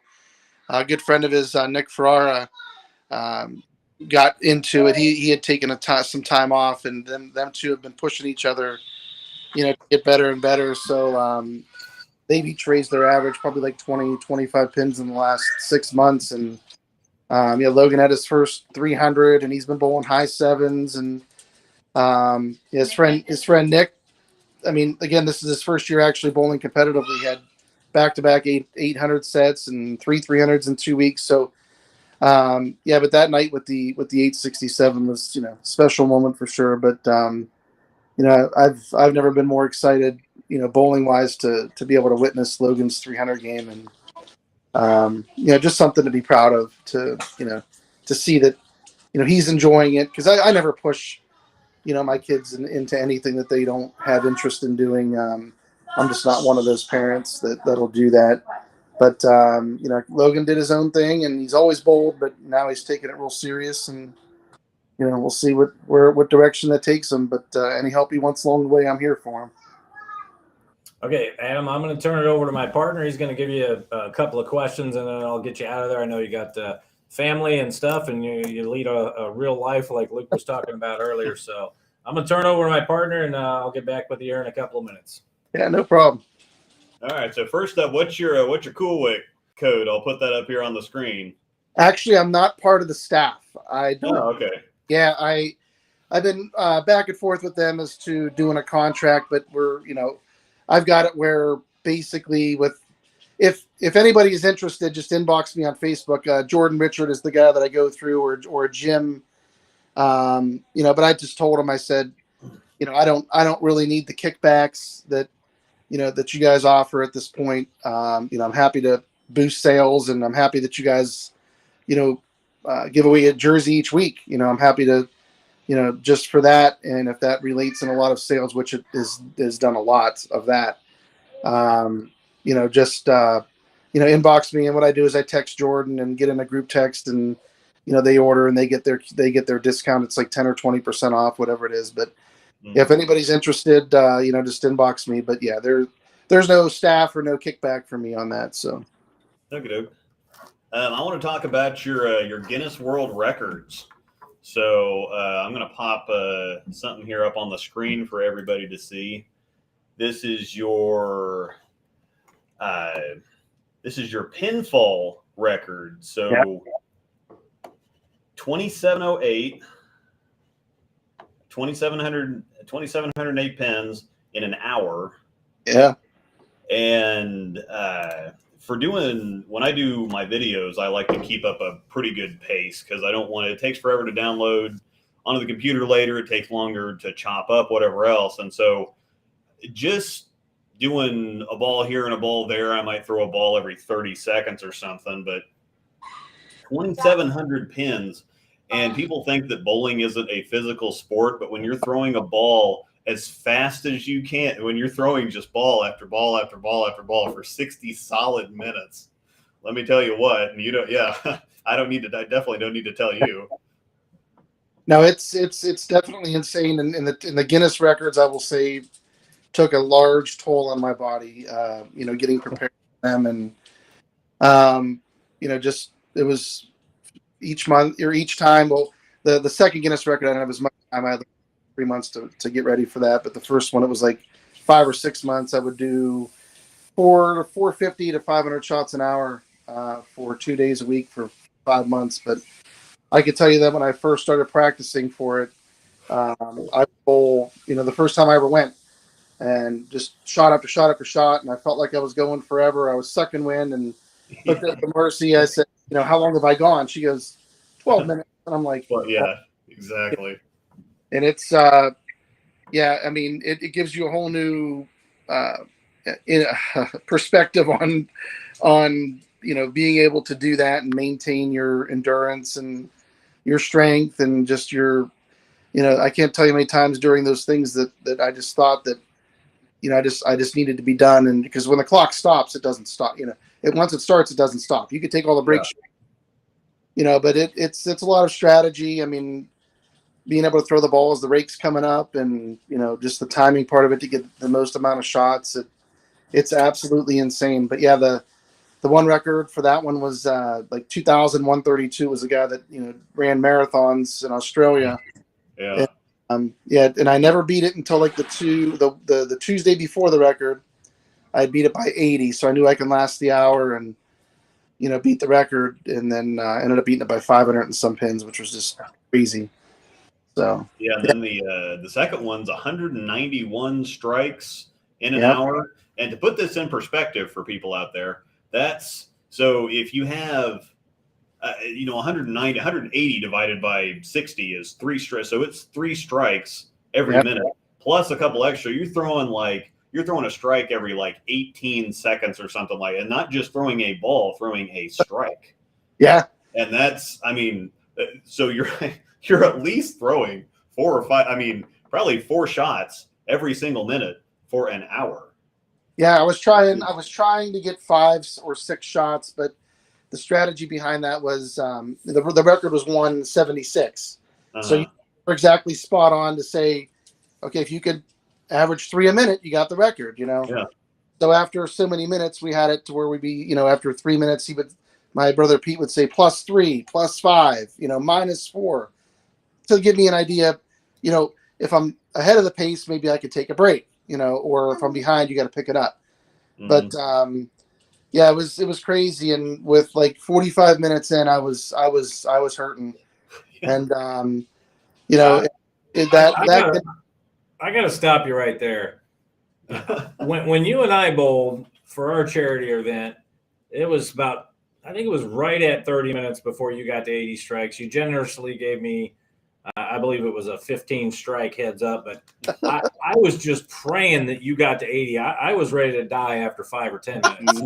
and that would have put a damper on the event. But hearing you talk all about look at my body. It was brutal. And obviously it was all for a great cause, but it just reminded me of what you and I did that night for Jensen and Ella, and how hard it was for me. So I understand an extra half an hour on top of that. I mean, that's insane. Yeah, I mean, we raised almost $10,000 for those two families in that night, you and I. But and I will honestly tell you, and who it was. I always tell like the same story over and over again about that, but I won't bore you guys. But what's not boring, but I won't. I'll enlighten you another time. But in who it was in honor for, which was Paige Lejeune.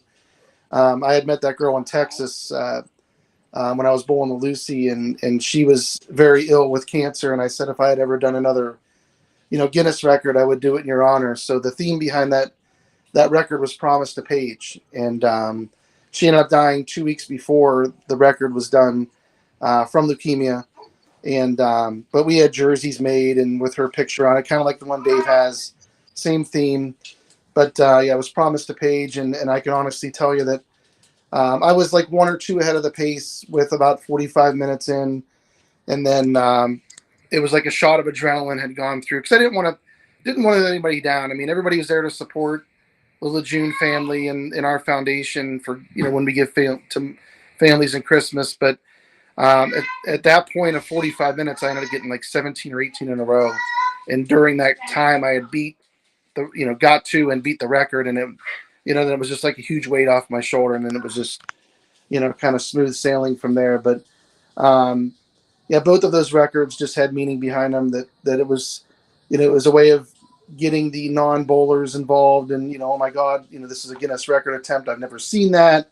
So to get non-bowlers in and supporting and, things like that. But all of that money raised was to help others. And, it's achieving the record is great, but what we achieved in money raised to help others, that's what it was all about. So there's a very, very strong and touching story behind more so the second one than the first one. But that's a night I'll never forget for Ella and for Jensen. And Jensen was having some struggles at that time too, especially. So I understand connecting to him. I've talked to Boyce and Amy Lejeune about Paige too, and I get all of that and everything that you do, Adam, for the bowling world. Everybody appreciates it, especially when you do the charity work. You and I could talk forever, obviously, about everything that's going on, but you've got family there. We've got about 12 more guests in here to squeeze in the next 30 minutes. So I'm going to let you get back to the family. Tell Marcy I said hi. And once again, thanks for all you do for bowling. We really appreciate it. There's my beautiful. All right, there's Marcy.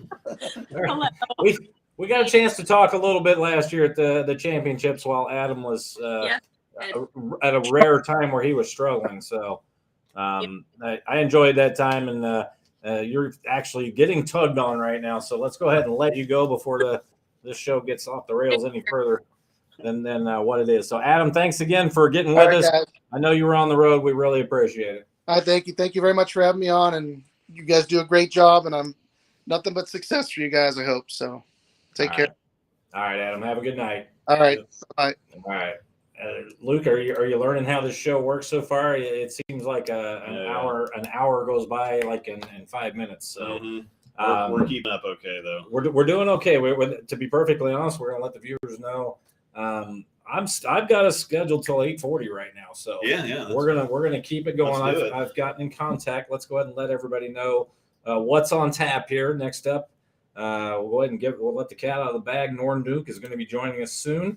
After that is going to be the Commissioner Tom Clark, and then 8 o'clock we're going to have Matt McNiel, and then we're going to wrap the show up, I believe, with Chris Schlemer. So those are going to be the 4 guests. They may be in any kind of mixed order. We'll let you know for sure as we come up. But so far, so good on the technical side. I haven't seen any issues. And I know. Fingers crossed. This is going a little too well, isn't it? A little scary now. I don't know if you've you did text Adam to his actual phone number. So now when you get with Norm here, that's the one that I'm a little worried about. So hopefully Norm is up next. So let's get on him. And I'm not sure what I did with my intro to Norm, but I know that he has 40 PBA titles. He has 33 regular titles and 7 major titles. Yeah, so been around doing it for a long time. Yeah, and he had the rare honor of putting me into the Kansas City Hall of Fame. So we'll have a little fun with that when he comes on. I remember the speech he was talking about. a lot of people don't realize when he won when he was 18, Yeah. there was a long stretch that he had where he kind of questioned himself what he was going to do in the bowling world. And he had no idea for a while that, he had stuff to work on, and he did, and became one of the best bowlers in the world. So, that's something I'm looking forward to talking to him about, because I mean, he's been through all kinds of different things throughout his career, from bowl with plastic and urethane on wood lanes and whatever else, and then here comes reactive balls, and then at the same time that the Mark Roth and the Power Game starting, and then you got this, that, and the other going, and now the whole world's two-handed, and he's still managing to compete and win, and that's going to be very, very interesting to talk about when he makes it on here. Okay, well, we'll keep working on him. Actually, let's do this so you and I can take a breath. Let's get the Bobby Jackson's commercial back in there. We'll play that real quick, and Luke and I will see you on the other side. Jackson's Trading is the place to sell all your unwanted precious metals, including broken gold and silver jewelry. They also buy old silver and gold coins, so check them out for all your buying and selling needs. Also, did you know that Bobby Jackson's Trading pays top dollar for your unwanted gift cards? You know, the ones your grandma got you for Christmas? Bobby Jackson's Trading is located on 23rd Street, just one block east of Noland Road in Independence, Missouri. They're open 7 days a week. Check them out at bobbyjacksons.com or give Bob Foster a call at 816-463-1919. That's 816-463-1919. All right, welcome back to the Bowler Show. Luke Rosedahl and Dave Waswo here for you. Probably another hour or so here at least. We still got 4 guys to get on here. We're still working on our next guest. Hopefully we'll get him in here real soon. What hasn't Norm Duke done? As you said, he's done it over 4 or 5 decades now, all kinds of different types of equipment. And, really, I'd like to find out from him, at what point does he just either stop bowling completely or just bowl PBA 50, or how long he is going to bowl regular events? Yeah, they call it the Kids Tour. I know that Walter Ray's retired from the Kids Tour, and Pete Weber's done the same thing very famously on the show when he did that. I do remember that.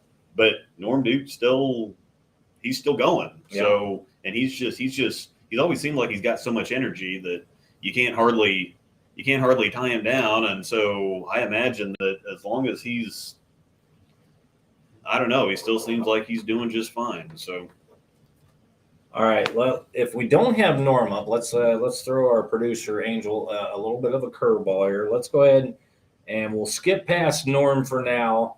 And either if she's listening or if you want to send her a message, however we want to do that, let's go ahead and get Chris Schlemer on here. I'm going to let him know actually that we're going to skip over Norm. If Norm comes on, then we'll go from there. But Chris should be available at any time, and when he gets this link, we'll get him on right here. This is the ball that Chris is the very most proud of right now. Yep. And I guess we talk about balls real quick. I've got a chance to throw this. We talk about them. We talk about them on our videos. This is something different. Yeah, this one, and again, we were talking about that earlier, where we hesitate to say stuff like that, because going back to what we were talking about at the very beginning of the show when we got Belmo on about the channel when I started, it was get left, throw right, hook the whole lane, and put rock music to it. And they weren't really reviews; they were just kind of showing a ball off. And I'm a pro shop guy, and so there was always people that would come into the shop and say, "Hey, well, I watched a bunch of these videos. I can't tell the difference between any of them. Can you help out?" And so I'm just like, okay, well, and so it never really occurred to me to try to hype up a ball or talk up a ball, because if somebody's going to buy a ball, it doesn't matter what ball they're buying. Right. So it's kind of like, okay, well, I'm going to describe this one. I'm going to describe this one. And that's how it's going to work out. And that's kind of how I've done things. And I'm losing a little bit of ground to some other people now. But I mean, I'm not maybe quite as hypey or excited about the stuff, but this one is one of those that it was kind of hard to hide my excitement on the video because it just didn't make sense. Because I bowled on super heavy Nationals pattern, regular dry house shot. You handle the friction, handle the oil. It plays well from straight, plays well from deep. It still manages to handle all the friction and the oil and hit and continue. And it does a lot of things that heavy oil balls don't typically do. So this one, I mean, to sound cliche, but to just tell it like it is, I mean, this one's different. So, and you do tell it like it is. I've seen your videos before. So, all right, who do we got waiting in the wings there? We got this guy. So I have talked to Mr. Schlemdog Millionaire, Chris Schlemer, before. We're going to go ahead and add him in. So welcome to the show, Mr. Chris Schlemer, Roto Schlem. What's up, boys? What's popping? How's it going? Going great. We got a gem sitting right here, so we're doing awesome. I see that. I caught a little the little hype or the little excitement about it, and yeah, man, that's awesome. All right, well, Chris, we appreciate you being so flexible. And while some of these prima donnas couldn't make it on the show, unfortunately, in their time slot, thank you for joining us early. Obviously, we've been talking this ball up. A lot of balls come out every other week. There's another ball. This one's special. Tell us everything you know about this ball. What went into it, and all the secrets that you can actually tell us. Okay, so first off, every other week seems to be a little bit of a stretch. I know it feels like that sometimes, and I know that the public and the consumers feel that at times.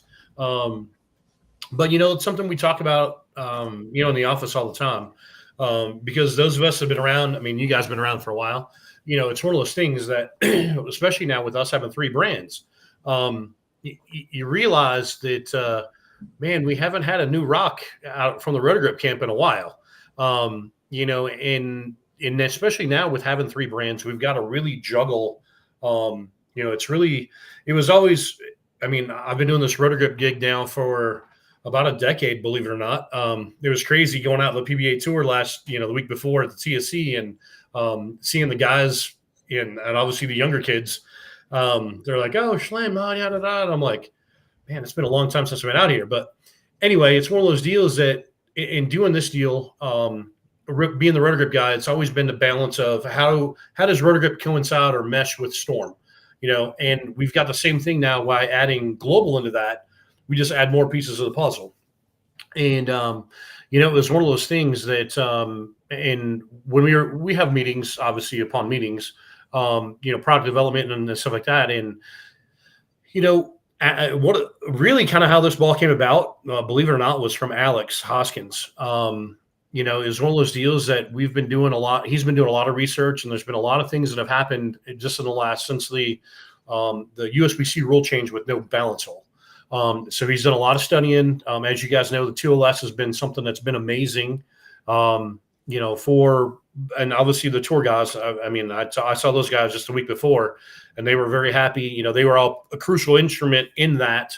But understanding core motion and flame migration and all the things that go with it.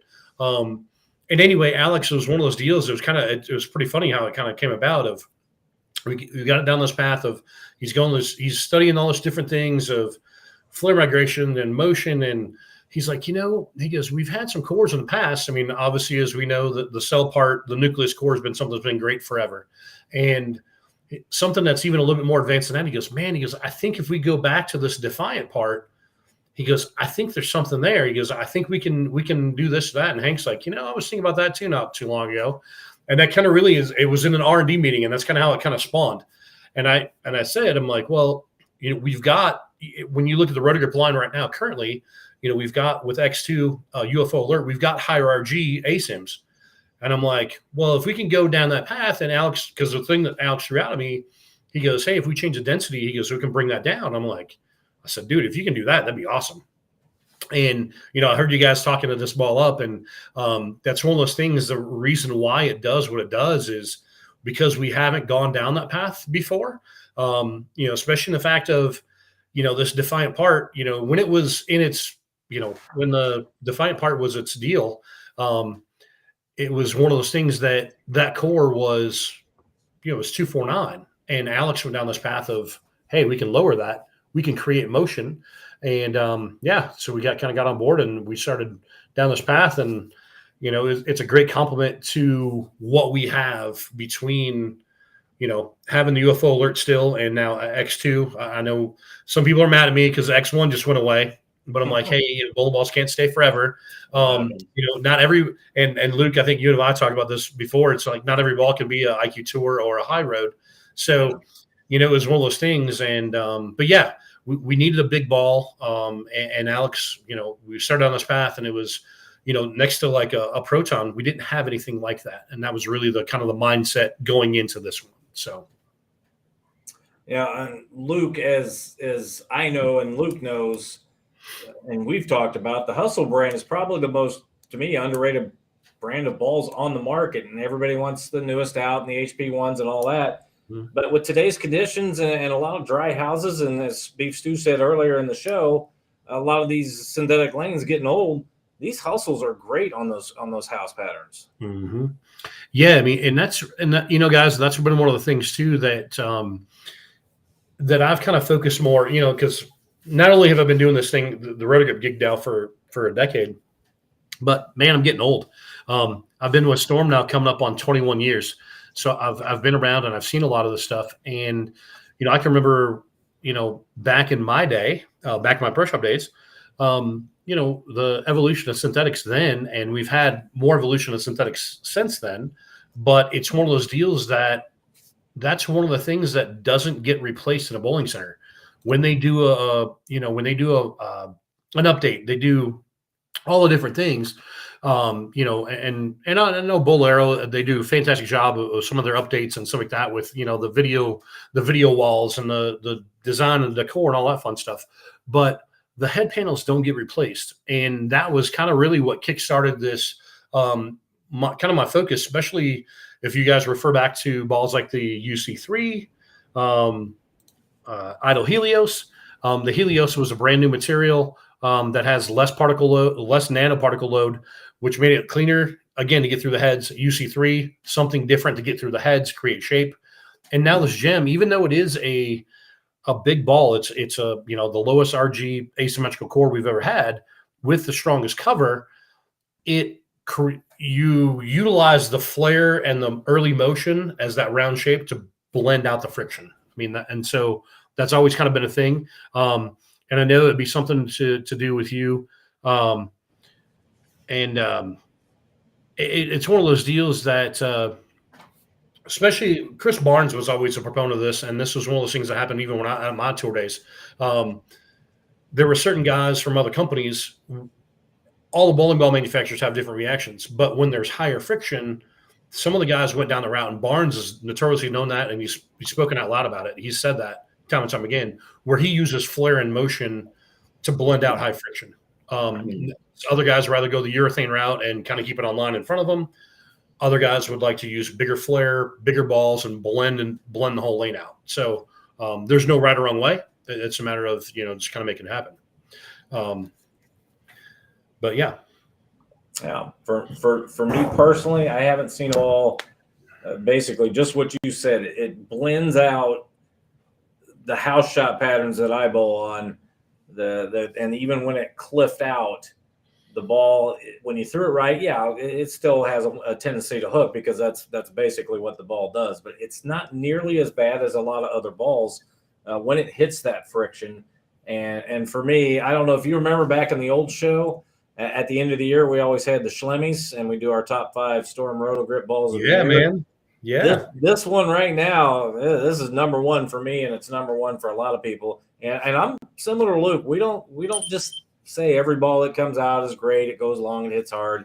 We critique these balls a little bit, and this thing is unbelievable. So it is definitely a candidate for a Schlemmy this year. And it's definitely not the go long flip hard. This is the focus on this one was can it hook in your backswing, and can we get shape all the way through?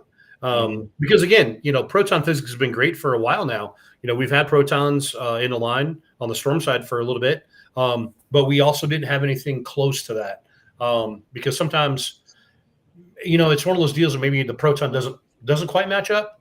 and then the pro shop's going to say, oh, well, hey, let me drill this ball like this.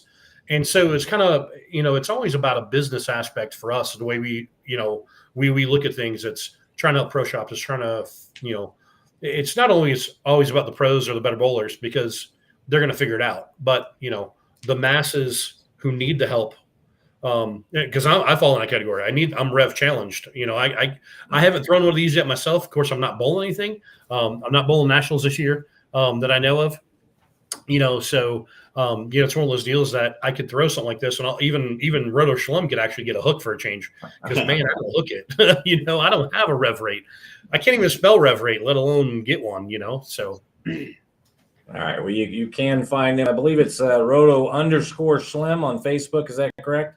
Yes, sir. Yep. Okay, Chris, I'm going to turn over to my partner for a couple of questions, and then when you guys are done, we have actually one of our staffers that is waiting in the wings. Norm Duke is going to be following you. So I'm going to turn it over to Luke. He's going to give you a couple of questions, and then we'll let you get out of here. I love that little fella. Yeah, he's my guy. Yeah. So, so some of the questions I'm sure a lot of people want me to ask you, you can't answer, such as what's coming next, next month, or what's 2 next? months from now, or everybody wants to know what's next. But of course they do. Because why wouldn't it? Because that's what we've. I think that's what we've trained the masses to do. Yeah. And I think that okay. So what's next? I can't tell you exactly what's next. From my camp, but I can tell you that I am working. Rotogrip is there is something in the pipeline, and it's going to be announced here not too far off in the near future. That's the best thing I can tell you, and it will be before. Let's say this: I can say it's going to launch before Bowl Expo. Okay.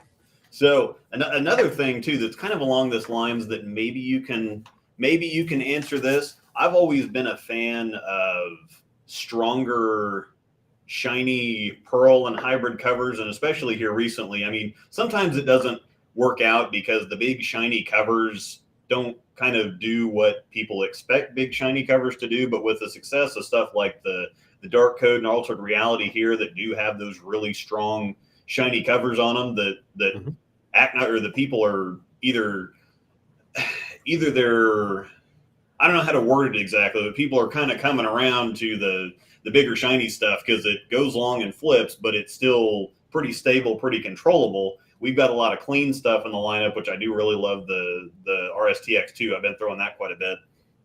But we've got that. We've got the UFO Alert. We've got the UC2 still.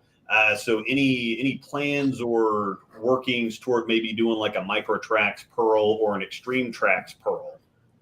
That falls in that category. Exactly what you said.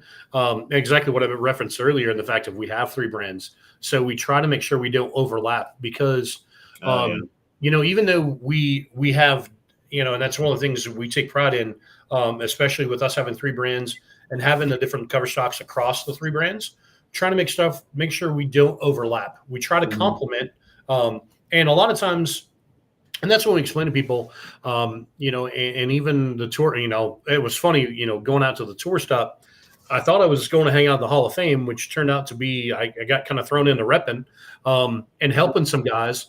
But each day out there during those couple of days at the CSC, I looked at the guy, help him a lot. And even some of the others, it's like, oh, hey, you have this, that. I'm like, you have this ball. And they go, well, yeah, it's in a locker room. I'm like, go get it. And they go, why is that? And then they come back and they go, oh, well, and I explained to them, I'm like, hey, it's not the exact same material, but the chemistry from the chemist standpoint, I said, it's kind of that same family in chemistry. And we get into obviously our ratios and we dial them up and down to make them see the lane differently and do different things on top of having the different cores, having the different RGs, then also having different core masses. I think that's one thing people don't quite that's on a kind of another level as well. And even and to be honest with you, the tour guys don't get it either. Because there are times where I've said, I'm like, hey, do you have this? And they go, why is that? I'm like, well, the RG is lower, but the core mass is different. And I want to see, we want to see it do this. And they go, yeah, okay, I don't understand that. But then we throw it and they go, throw it. Oh, okay. and so they start to slowly figure it out. Because even there's times, and that's the funny thing of when you look back in the history of our brands, you take prime example, you go back to you guys remember the ball called the Fight. You guys remember that ball? Uh-huh. That was a high RG ball. That was numbers wise matched a high road, but it didn't change direction like a high road. It didn't see the lane like a high road. Yeah, the core was huge. Because it was a ginormous core, right? It was a massive weight block. There was, and like a high road, there was, the high road has a lot more cover stop material. And again, it's just about shapes. It's overall core mass. The numbers look the same. It's kind of like when you, and honestly, when you look at a comparison to like a UFO alert to, Luke, you mentioned a UFO alert to like an X2. Those are cleaner covers. They don't have additives in them. But again, RGs are close, but man, they react different because there's core mass involved, and then there's also cover stock.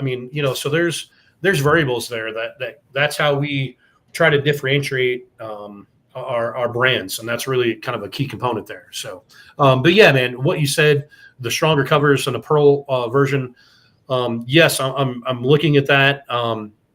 That's something that is in the pipeline because Roto Grip does need that. But again, it's also how does it match and how does it fit in the gaps between, we've got a really good thing going on the global side right now, and storms always storm. And so, yeah, we're just trying to make it all mesh and fit together. All right. Well, speaking of making it mesh and fit all together, Chris, you did a yeoman's work today coming in and filling in for a spot that we didn't have the next guy ready for. So we appreciate it. I didn't understand any of what you and Luke just talked about for the last 10 minutes. All I do no problem. I can draw you pictures, and I'll put it on some Crayolas and construction paper, and I'll mail it to you. It's fun. I probably wouldn't even understand it that way. I just pick it up. I put my fingers in it. I roll it down the lane. This thing is amazing. That's it, brother. Just do it. We better get Norman. He's looking like he's kind of falling asleep in the queue there. So, Chris. Okay, Normie, wake up.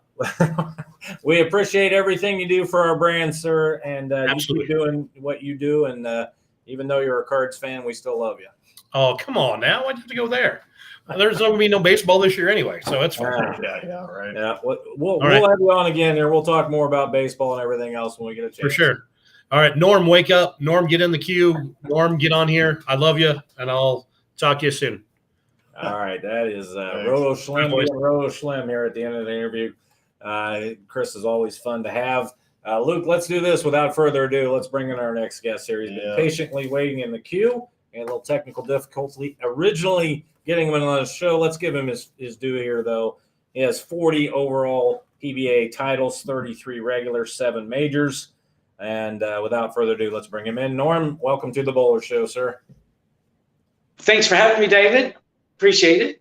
All right. Good. Always good to see you, sir. I know we got a chance to catch up a couple of years ago when I was bowling some senior stuff out there. I appreciate you giving us the time here. And once again, thanks for waiting in the queue there. Today is one of those shows where we're trying to cram a ton of people in here.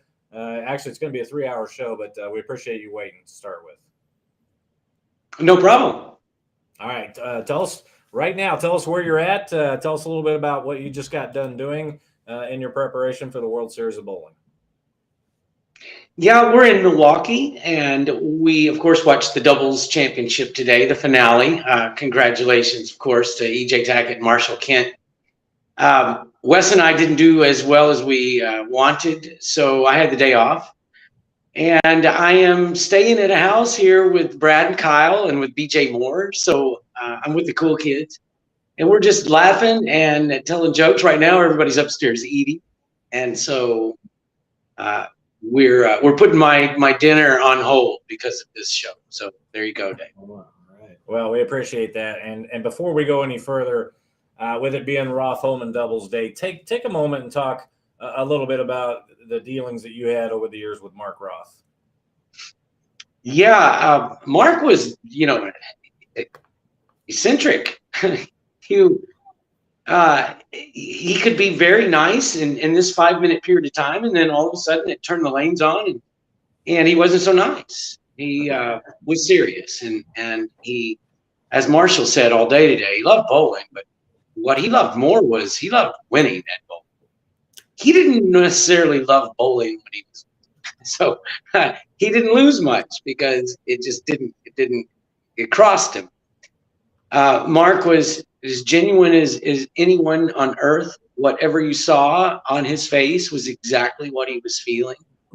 He didn't camouflage anything. And he didn't really give a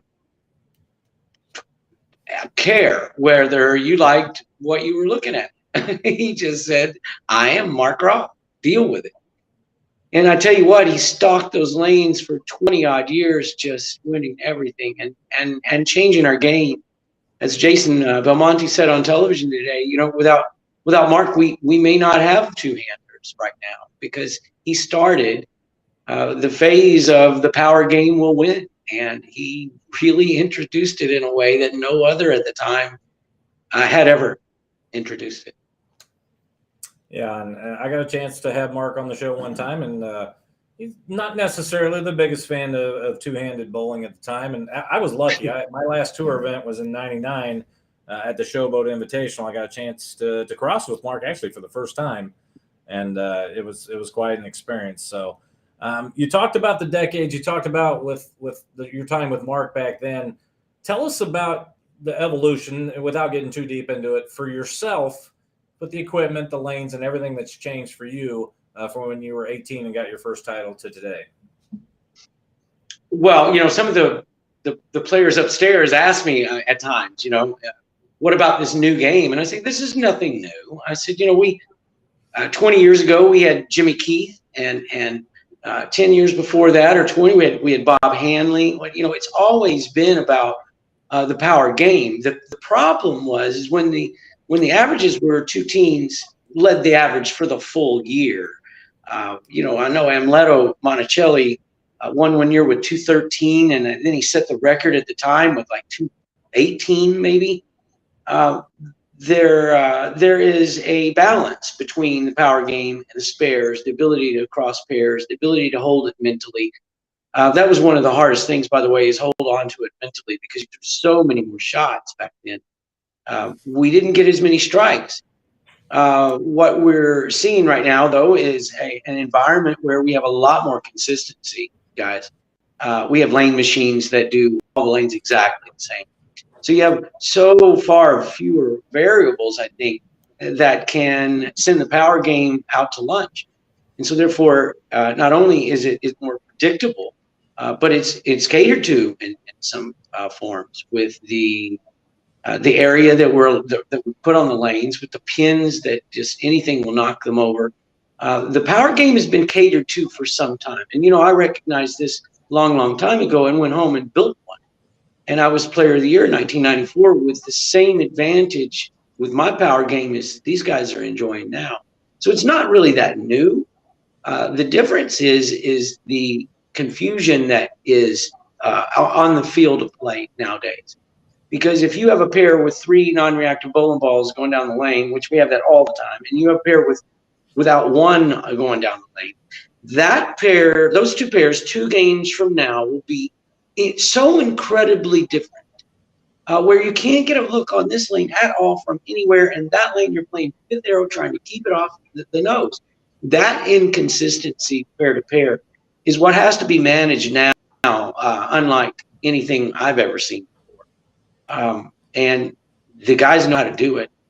They just know so much that I look at it, I think, why would that be important? Well, heck, months later, I figure out why that was so important, you know?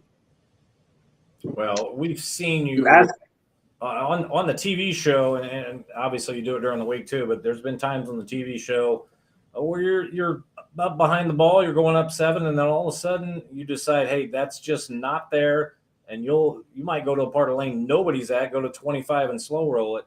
And that's why a lot of people consider you, especially in your prime, the most versatile player at that time. Oh yeah, and you know, I did that. That was by design. I said, you know, there's nothing that I can do, Dave, that stands out as something no one else can do. I can't dunk a basketball, for instance, or I can't hit a 400-yard drive. I can't throw a bowling ball 25 mile an hour. I can't get the revolutions that they get. So I had to win in a different way, and I won with expertise. I won with a versatility.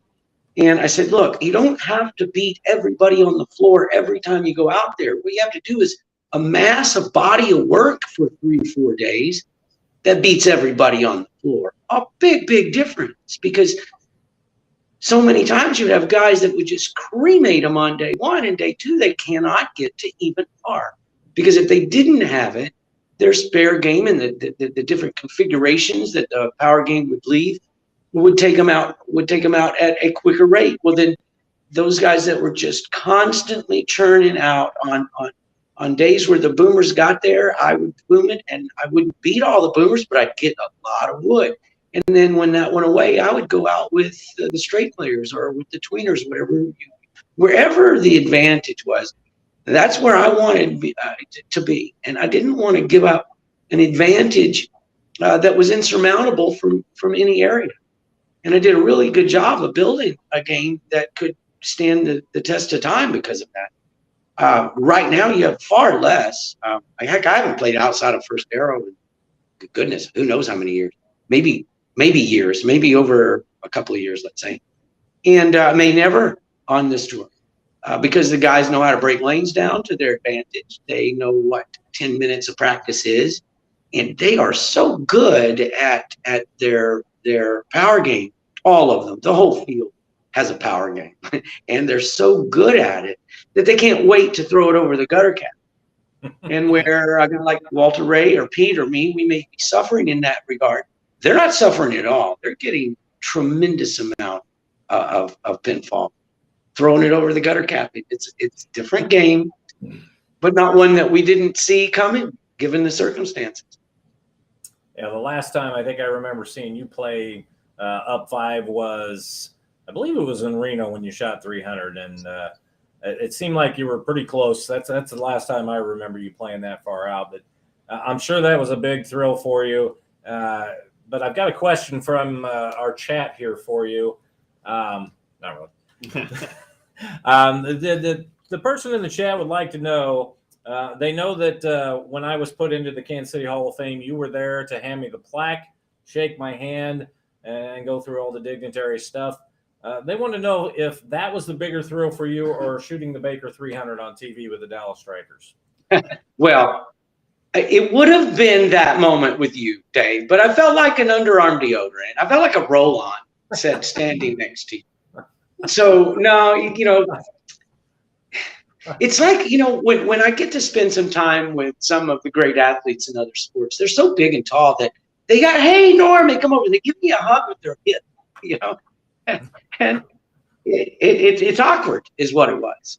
And same with you, as proud as I was for you that night, the Baker 300, just, it inches it out is all. Yeah, and being in that venue at Bayside, I totally get it. So, what a terrific time. Yeah, well, I'm gonna. As you see, I've got my Dallas Strikers on right now. That's what reminded me of that situation, because we haven't seen that before, and that being taped, a lot of people kept that hush hush. To be perfectly honest, a lot of people didn't realize what had happened, and when we saw it. I'm not sure it'll be duplicated. It's that hard to do. So it's very hard. Yeah. In fact, in this house that I'm staying at, Brad and Kyle both were on the Dallas Strikers, and so was BJ Moore. So the whole house at one time had been Dallas Strikers, and we get to tell stories sometimes about how years differ than other years. And when Brad Miller was with us, he wasn't even in. What was it, Portland? I think we bowled in Texas? No, Florida. It was South Florida when we bowled there, because it was during COVID and we couldn't have any fans, so we just taped it off. So the years have changed quite a bit, but I get these 3, and we get to talk about things that really, really was close. So last night, BJ Moore said, "Hey, yeah, but we threw the 300 game, and I threw the Brooklyn." Yeah, he did, and one of my favorite moments, other than you striking out and the 6 going to the wall each time and hitting the 10, was when Tommy, I believe, threw the 9th one, and he said, "Hey, you wanted it. Here you go." And and you came. I did not want it. Everybody thinks that I wanted it. My team said we don't want it, and they all looked at me, and they say this every year. They say, Norm, quit discounting yourself to the middle portion of the lineup. You know, we don't care that you're mid-50s. We just don't care. When you have an advantage out there, you're still world class, and we'd rather have you. So last year, even I threw. I guess it was the most of the games. I was the one that threw the field balls, and so it's kind of weird when you have Bill O'Neill and Tommy Jones telling Norm, "You're the guy, you know it." And so that was one of those times where I said, "I didn't want to throw the last ball." All right. Well, I'm going to turn it over to Luke. He's going to give you a couple of questions. We got the PBA Commissioner Tom Clark that will be coming on after you. So I will turn it over to Luke. He's probably going to have some technical questions that I have no idea what you're talking about. Tom Clark in the queue. That's awesome. Yeah, look out. So a couple of things I was going to ask you about, we kind of already talked about as far as, you know, you've been doing it for so long, and obviously the power game has become more and more of a thing. And how do you still say, okay, well, that's, you know, they got the power, they got the revs, they got all this stuff, but how do you decide whether to stay kind of within your game or to try to chase a little bit more power? But it sounds like, I mean, you've been able to kind of do a little bit of both. I remember Bob Benoit lives here in town, and I remember him telling stories about way back when in the league team down in Texas, and he's like, if there was a shot right off the ditch or right on the rail, that was all Norm, and you know, you just had to hop in the backpack and ride. Yeah, you know, I always did enjoy playing the gutter, but listen, I have been really good all of my, I guess, the last 25 years of my career at least, of saying, look, I don't care what your preference is as far as how to throw it. I don't care how much better you are at doing this over that. What I care about is where is the advantage on the lane, and do what you read without fear, at will and without fear. And so that has allowed me to take all of the second guessing out of play. I don't now argue with myself, yeah, that looks good, but man, look how good you're throwing it from over here. No. If that looks good, get there and don't question it. And so therefore now we have so much more of the power game prevalent that I seldom ever go straight unless I'm on the senior tour. And even then, you access the power. And so I do it, and sometimes with far less success than I would like to enjoy. Given my age, look, it's not something that's easy. Honest guys, I train 5 times harder now for about a third or less of the outcome. And that will work on you. That will certainly make you think about what you're doing and why.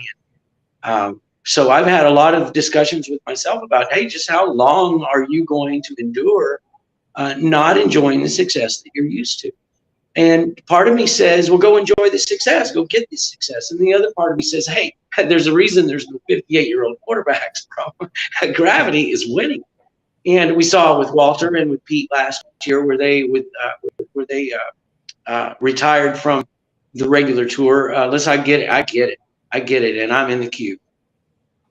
Without that, I mean, aside from that, I'm still going to use my power game at will. Otherwise, I'm going to go home.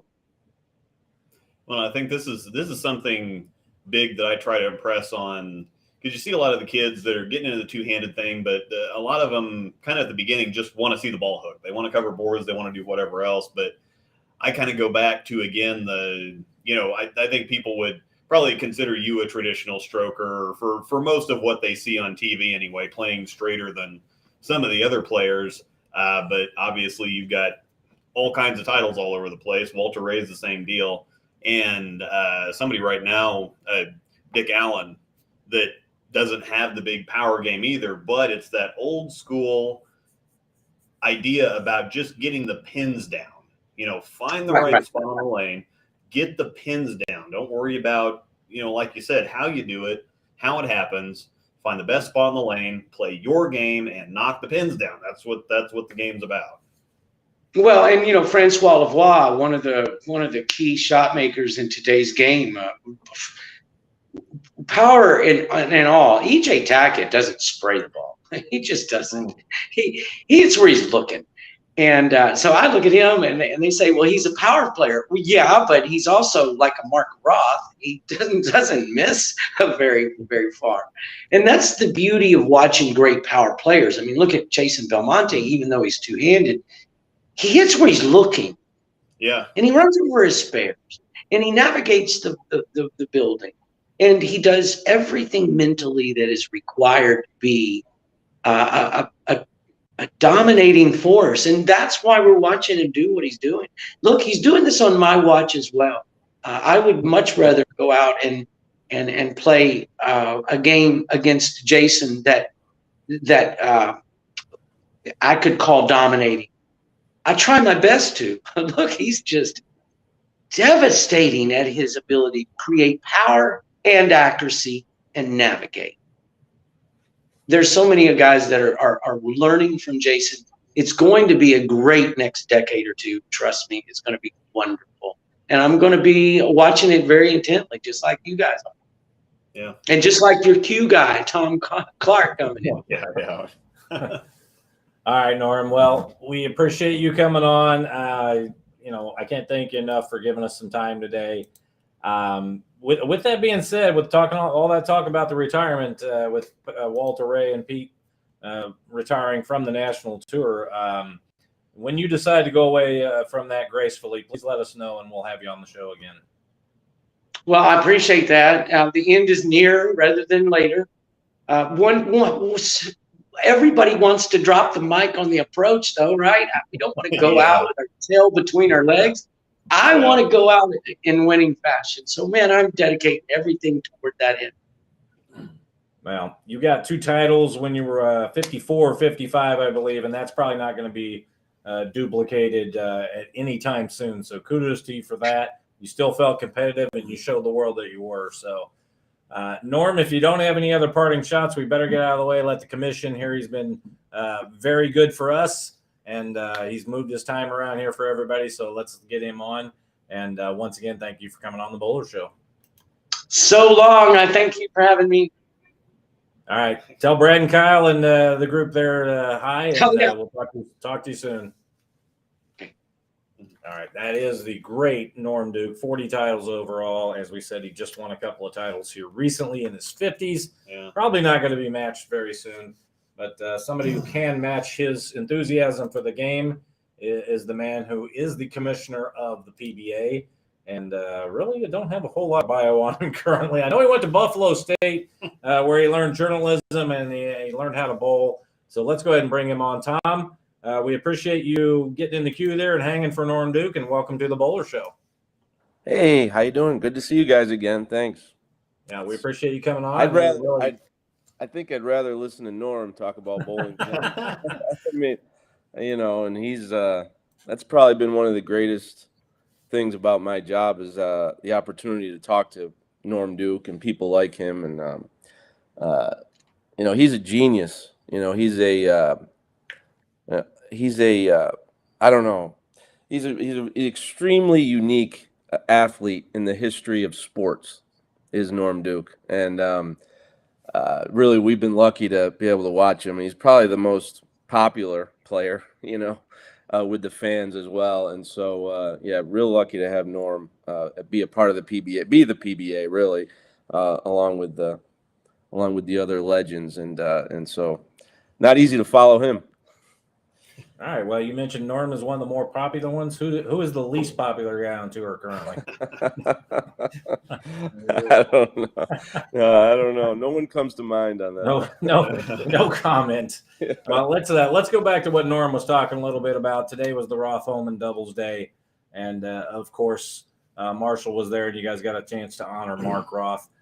Tell us what your dealings with Mark and what Mark's done for the game over the years. Yeah, man, it was very, very emotional day. I mean, I'm still getting over it. I'm exhausted. I mean, we had a great tribute to Mark before the show, and I think it was taped, and I'm pretty sure it'll be available in full pretty soon, if it isn't already, on our YouTube channel or Facebook. I'm not even sure, but it'll be in full, and I think all the bowling fans will enjoy it because losing an icon like that, who meant so much just to the game, to people coming up as an inspiration, when we lost him, it's just hard to believe he could be gone, even though, as you know, I mean, the last 10, 12 years for him have been very difficult, having a stroke. And yet he came to as many PBA events as he could. I tried to get him to come to events by naming events after him.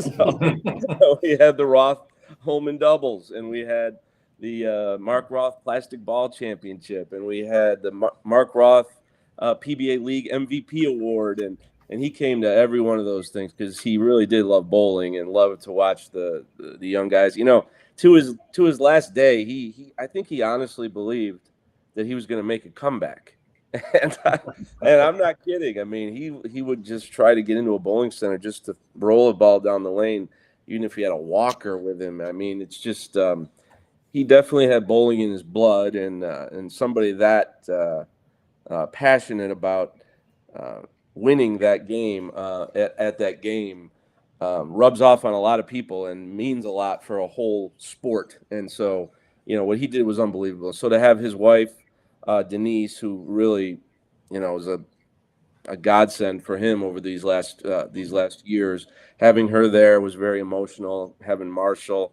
we had Tommy Jones say a few words as representative of players that looked up to him and wanted to be PBA bowlers because of Mark Roth, and so it was I think it was really nice. We had a moment of silence. We had 34 seconds of silence for his 34 PBA titles.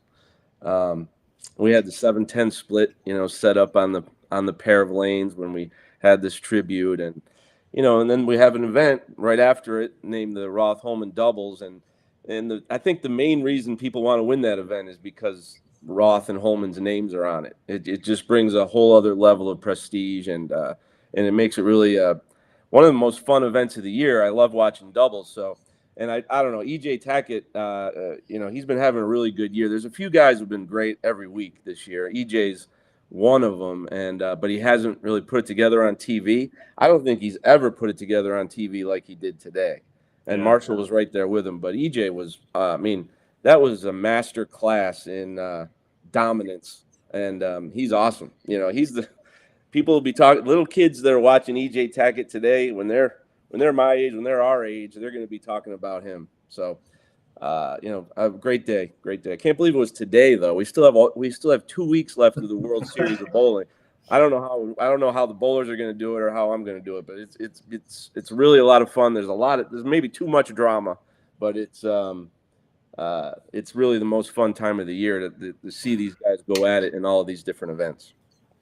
Yeah, and it's kind of cool that it's in your backyard there.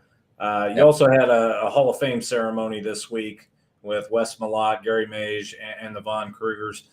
Take a moment and honor each one with a short little snippet about each one if you can. Well, with Gary Mage, Kirk, and Mary Von Kruger, with both of them, the PBA, wouldn't exist today if it wasn't for them and the work they did, the blood, sweat, tears, the commitment, the integrity, the connections and talent. These are people that love the PBA and would do anything for it. And they put it really before they put it as the number one thing in their lives. And they were so important to the players that they touched, and so important to the host centers that we would go to. And so, I really struggle to even put into words and for people to understand that what the PBA has gone through over different eras, to still be standing here, you need people like that. They're in the DNA of the sport, so they're very deserving of the Hall of Fame. And then you have somebody like Wes Malott, and he's almost like a mythical figure. He's he's got all these nicknames, and he was the king of bowling, and he's just so intimidating. Yet he's such a great ambassador for the sport, and such a nice guy. And I think everybody respects his talent and what he accomplished. And yet, before even his accomplishments is really more his presence, and so everyone will always remember Wes Malott. So that was another special night. That was only last week, man. I'll tell you, this is I'm not whirlwind. I've been doing this since I've been with the PBA since 2008. I've been the commissioner since 2011, and you don't get used to the level of intensity in the work on tour and all the different things that we do. I mean, it's really a relentless, and I can't, I try to put myself in the shoes of the players, because it's even more difficult for them, navigating what they have to navigate and to beat these people. There's so many great players. It's such a difficult game and such a difficult sport. The PBA is just so hard, and I know how hard it is from my side of things and the number of things you have to put together. But tomorrow morning and then at night, they're bowling 10 games on Cheetah. Then they're bowling 10 the next day on Scorpion. Then they're bowling 10 the next day on Shark. And then there's a drastic cut, and then we're going into the World Championship. I mean, it's and there's a field of 96 for players from almost 20 countries this year at the World Series, and they're all good.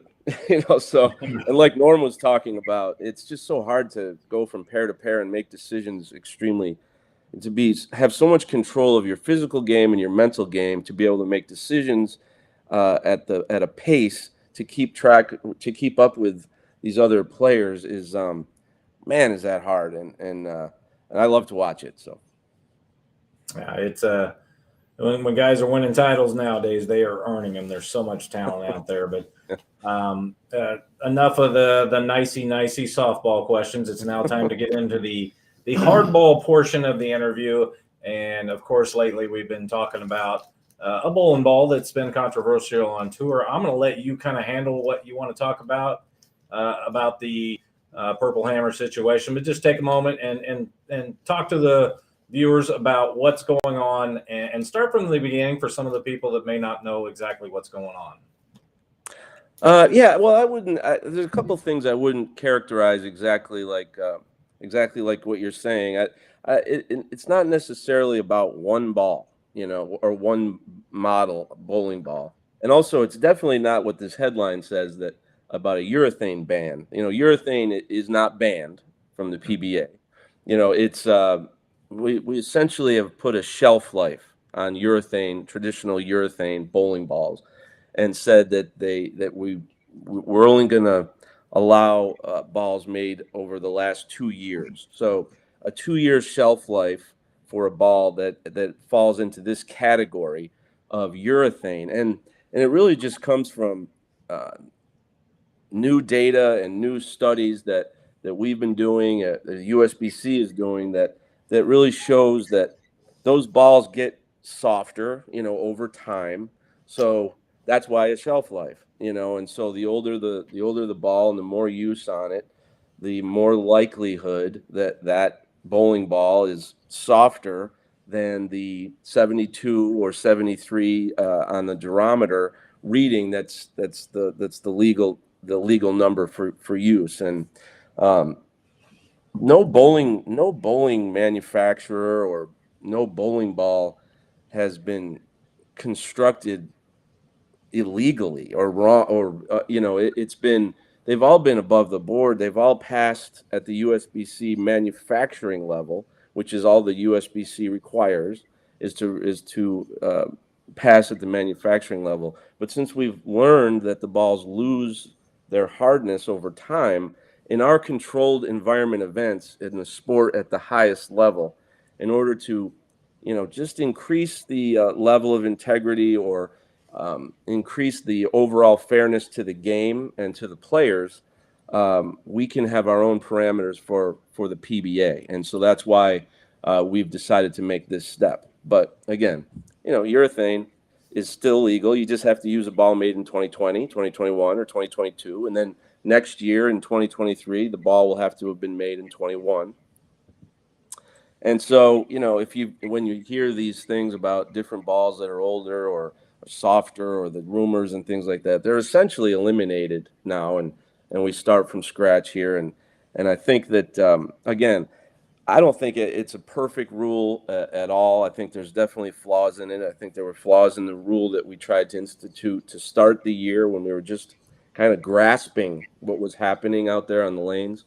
But our goal is just to always be better, as the best we can every day. And if the integrity level is here, we want it to be here. And if we can move up just a few steps, even if it's not perfect, we're going to make those steps for the players and the sport. So, that's where we are. And but it's really it is an unusual situation because we're old enough guys to remember when Reactive came out and Urethane, and it blew Urethane away, and now Urethane is back as a choice.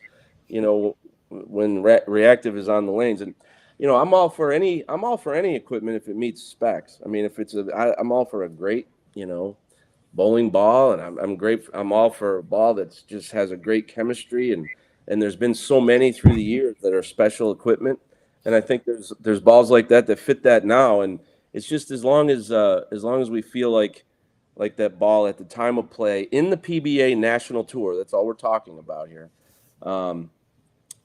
meets standard and meets a requirement. All right. Well, I appreciate you tackling that question. I'm gonna turn it over to my partner here in just a moment. I'm going to give you one more question. Then my partner, Luke Rosedal, has got a couple of questions for you. Take a moment and talk about Rory, an up-and-coming bowler, your son. Tell us what his plans are here for the near future in bowling. Oh, he's still young. I mean, he loves the game. He went to school, and he's at Whitewater, and they have a really good bowling team, and so he's around a lot of young guys that love the game, and that's how you get better. And he's got a passion for it. He bowls almost every weekend, and in different tournaments. He tried the PTQ at the doubles this past week with his roommate, who's a really good bowler. They got off to a great start. They were inside the cut for about 3 or 4 games, but that's when you learn and you get experience facing transition. And when that transition comes and you're not completely ready and don't have full control of your arsenal and your decision making, you get run over, and you better learn from that and come back the next time. But no, it's exciting watching him try to be great at the game. I just love watching bowling, so watching him is super. I don't go in the building if he's bowling in a PBA event because I can't root for someone in the PBA. But he's definitely not quite ready for PBA stardom yet. I think there's a long way to go. But the number one ingredient for anybody that wants to be a pro bowler is to love the game. And if you love it, you'll practice and you'll want to bowl every day, and you want to learn everything that you can learn, and you want to listen to somebody like Norm Duke, who you just had on, and all you can do is catch knowledge. And the kids today are watching all these shows. They're watching all these YouTube shows. They're watching the pros, and how they think around a tournament. And there's a lot of great communication out there for kids to learn more. So they're coming out better and better. We started at PBA Junior, and boy, the players you see there. One thing we're doing at the PBA at the World Series of Bowling for the first time this year is a PBA Collegiate Invitational. So the top 4 teams in the rankings have accepted invitations, and they're gonna come to the World Series and bowl just a bracket on television. Wichita is gonna bowl Weber, and St. Ambrose is gonna bowl SCAD. And there's a lot of exciting players on all 4 of those teams, and that's going to be a cool show and really help promote college bowling. So, no, I love watching Roar. He's a two-hander, so he gets a lot on it, but he's got a ways to go. Yeah, and real quick before I turn it over to Luke, when I came out on tour, we were just trying to get a check so we didn't have to hold a PTQ called the Rabbit Squad back in my day. And now these kids come out of school ready to, they're ready to win. They're trained to win when they're in college. So that part's really changed things. It used to be when the kids came out, they had a couple 3-year learning process, and that's just not there anymore. Yeah, no. Well, I think it is. I mean, you don't just come out and do well. There's a few people that are special there's special players like an Anthony Simonson or EJ Tackett or Jesper Svensson, and they make it look like it's easy to join the PBA and suddenly be great. But for every guy like that, there are the players that just grind and over years suddenly become relevant players. And think about people like Chris Vi and Darren Tang, Chris Prather. They're guys that are now at the top of the game and winning titles, but it took a few years, for them to really understand everything and try to put it all together. People coming out of college, it usually takes a few years. I mean, you've got to have a real commitment and a capacity to endure defeat and take it as a learning experience and not quit. And so when you see someone like Chris Vi have a big year last year, or someone, break out and become what they always dreamed they wanted to be, when it took longer for them to get there, you really understand what they went through to get to that place, and makes it even all the more special. So, it's such an incredible sport to try to make it to the top. It's a unique sport in that you can make it about yourself and say, I'm going to do this, and here's the pathway, and here's how I'm going to get there. And then you find out why it's not easy to do. Yeah, you go from a young aspiring PBA Tour player like myself to doing the Bowler Show podcast online. So that's where my career is at. Let's find out what Luke's got for you here. He's going to delve into some other subjects there. Yeah, so I'm sure that every once in a while you have some things happen, like the urethane situation, and that you just want to avoid social media because there's all kinds of people out there with all kinds of opinions on what's going on, and everybody thinks that they have an idea. Most of them are wrong, and this might be a broad question, but what are some things that you wish that people knew about what you do, the amount of work you put in, what you do behind the scenes? I mean, everybody sees you looking sharp in your suit sitting there on the on TV day, but what are some things that you wish people knew? The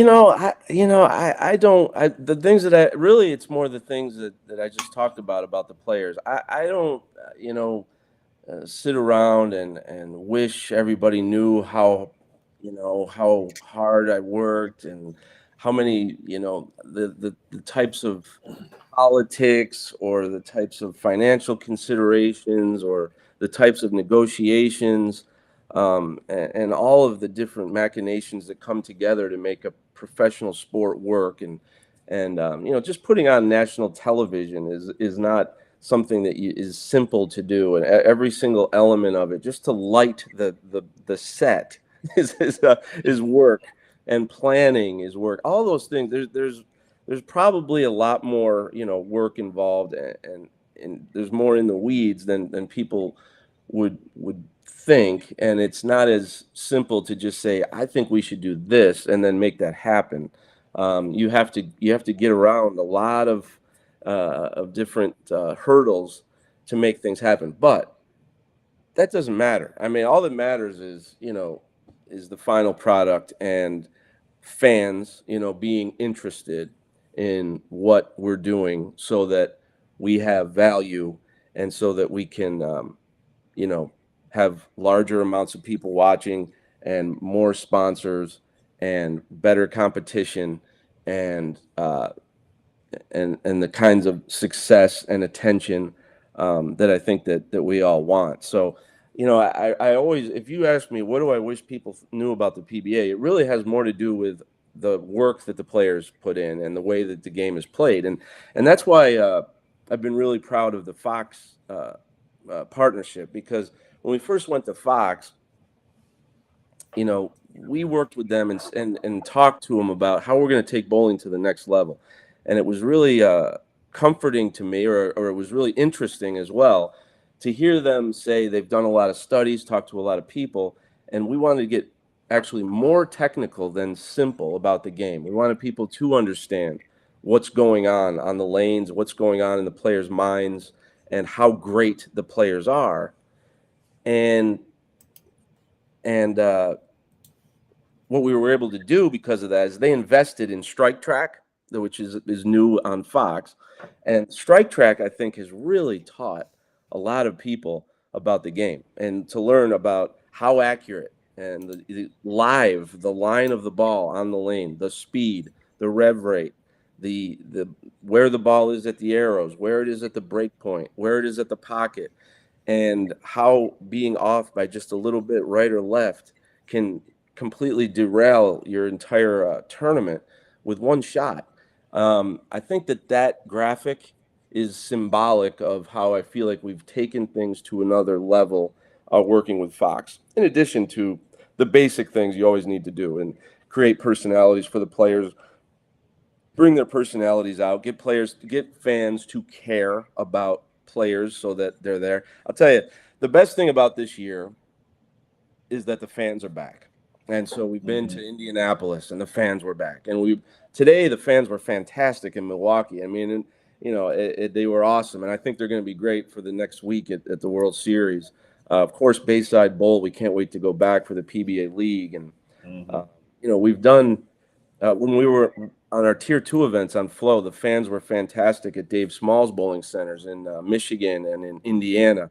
And to have them back, that reminds you that that's what we're doing this for, is for the fans. Yeah, that's the other thing I was gonna say is that Bayside's obviously a unique venue with a unique set of fans, and it's but now that the fans have been able to get back into the centers, I have been able to see that on TV where the fans are out. There's tons of them. They're excited to have things there, and so Bayside might be having an effect on the rest of the rest of the bowling world to say, hey, it's okay to get out there and just get out there, get excited, and have fun. Yeah, I would love it if everybody picked that up. I think the players really like it too. At the same time, there's other fans who find it offensive. They don't like it. They're much more used to a quiet set. I think we've been able to have a blend. In some places, I love going to Akron and having the Tournament of Champions back at Riviera Lanes. And when I'm in there, I want it to be traditional. And we set the setup just like the old days, and we go all the way down the house. And when you're in that building watching the match play round, it just feels like you've stepped back in time and you're watching the best in the world in the same environment. It's like going to Fenway Park or something. And that has that feel. And then you can go to a place like Bayside where the people are just ready to go and they're just so excited and bring a different sort of passion. It's not more passion than the people in Akron who are treating the sport like a historic, traditional way. It's just a different way to do it, and we do it all. So I think that each stop can have its own personality when it comes to fans, but we definitely don't ever want to hold them back. I mean, if they want to go, they can go. Yeah. All right, Tom, we will wrap it up here for you. I know you're as busy as humanly possible with everything that happened today and with what you've got going on in the next couple of weeks. When you were on the show back from 13 to 17, you were always accessible for me. I always introduced you as the most accessible commissioner that I've ever had on the show. Of course, you've been the only one, but seriously, I really do appreciate you spending time with us back then and once again tonight. So take care, and hopefully everything goes great this week for you. Yeah, thanks a lot. I'm glad you guys are back. I mean, it's really good for the game. I really appreciate it. Yeah, stay in tune. I mean, I think we got our scoring working a lot better on the website finally. It's you can follow every game now. People love that. Yeah, they do. Oh, I love it, man. When I was a little kid, when Mark Roth would come to Syracuse and I'd go watch the pros when I was a little kid in the early 80s and late 70s. I would stand in front of the board and just stare at those scores the whole time. I mean, just watching them come in and how the board moves in the leaderboard. I mean, that's really part of the fabric of the game, and I think we're back to that now, which is great. All right. Well, that's we will let you go on that note, Tom. You have a good night, sir. You too. Bye-bye.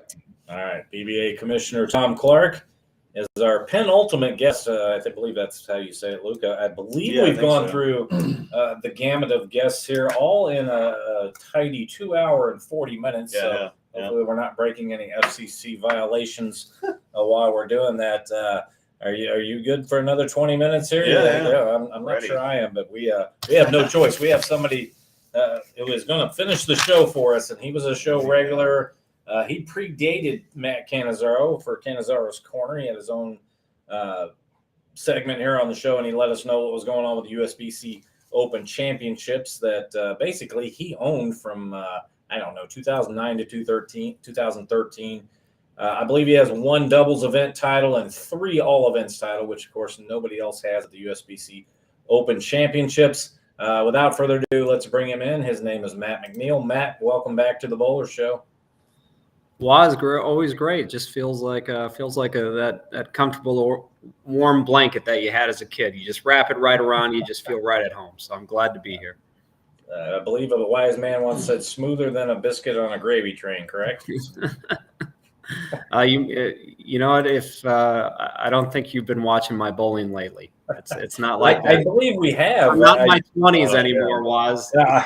Well, you were in the 20s at the Minnesota State Championships when you, I believe, or the City Championship where you had 24-68. Let's start off with that. I mean, that's a massive score for 3 consecutive events there. Only 15 pins off the all-time national record. So talk a little bit about your experience there. Maybe talk a little bit about the equipment used.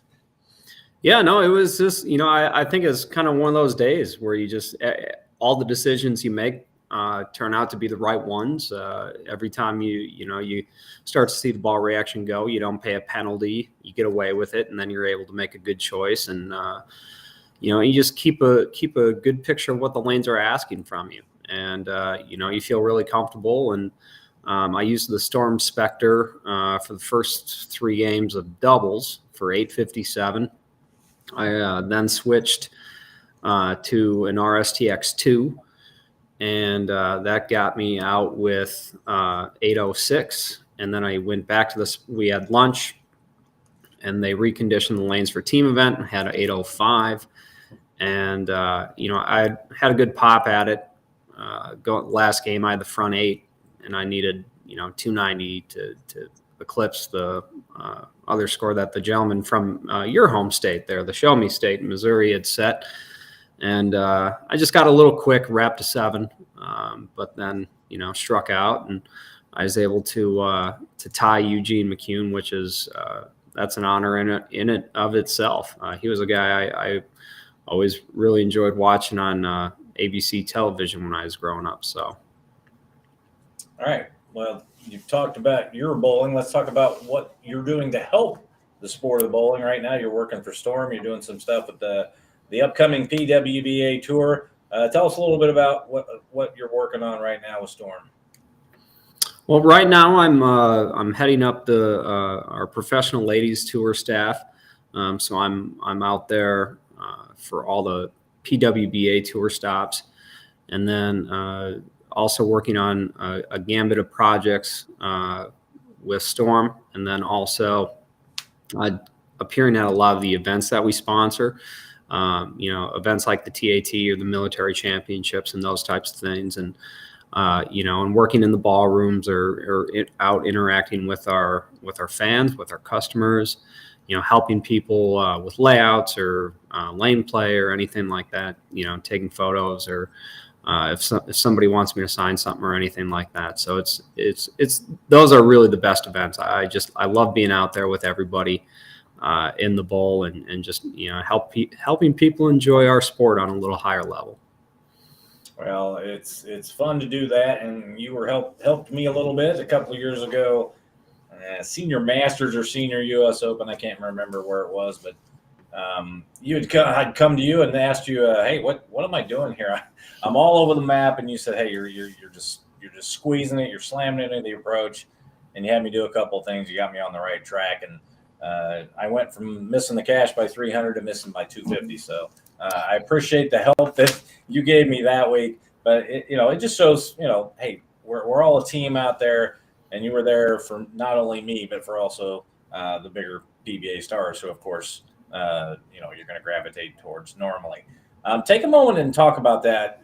Just your interactions with the players, and how when you first started to nowadays, how those interactions work for you.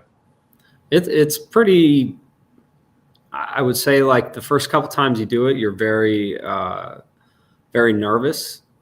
You don't want to say the wrong thing to guys you idolize, obviously. For me, first couple times I was even just repping alone without, another Storm rep to kind of keep me under their wing or, keep the training wheels on, so to speak. I was on the senior tour. So I had Pete out there and Norm out there. And, those are two guys that I, watched every single week growing up. So, just being able to really get over that and be confident in what you're seeing, communicate it clearly and effectively, and and really just build the trust factor and know what they need to see the lane the right way so that they can be at their best. And I think that's really what it comes down to. And you're not going to get it. Everybody's human. You're not going to get it right every time. And but knowing that you're giving it 100% every time, I think that's just what you hang your hat on there.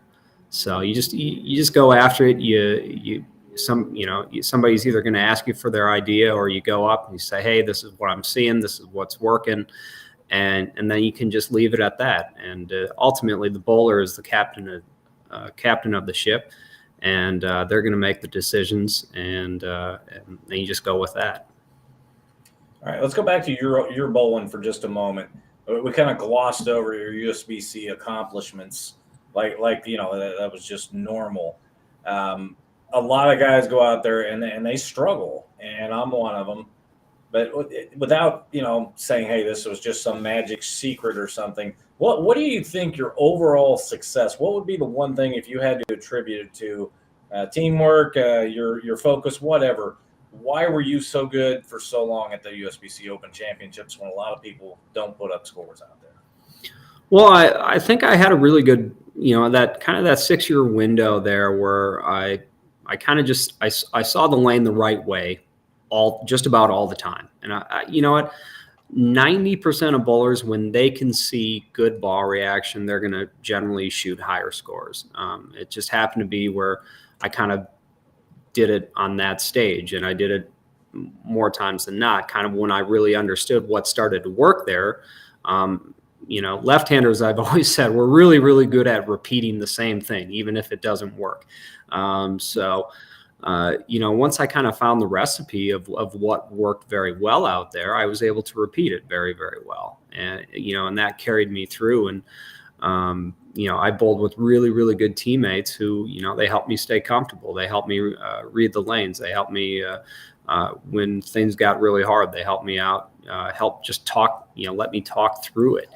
And I think the other big thing too was, I was in that mode in my 20s where I was bowling every weekend. I was bowling sweepers during the week. I was bowling league during the week.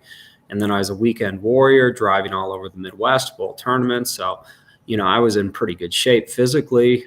Mentally, I was really strong. I was very sharp.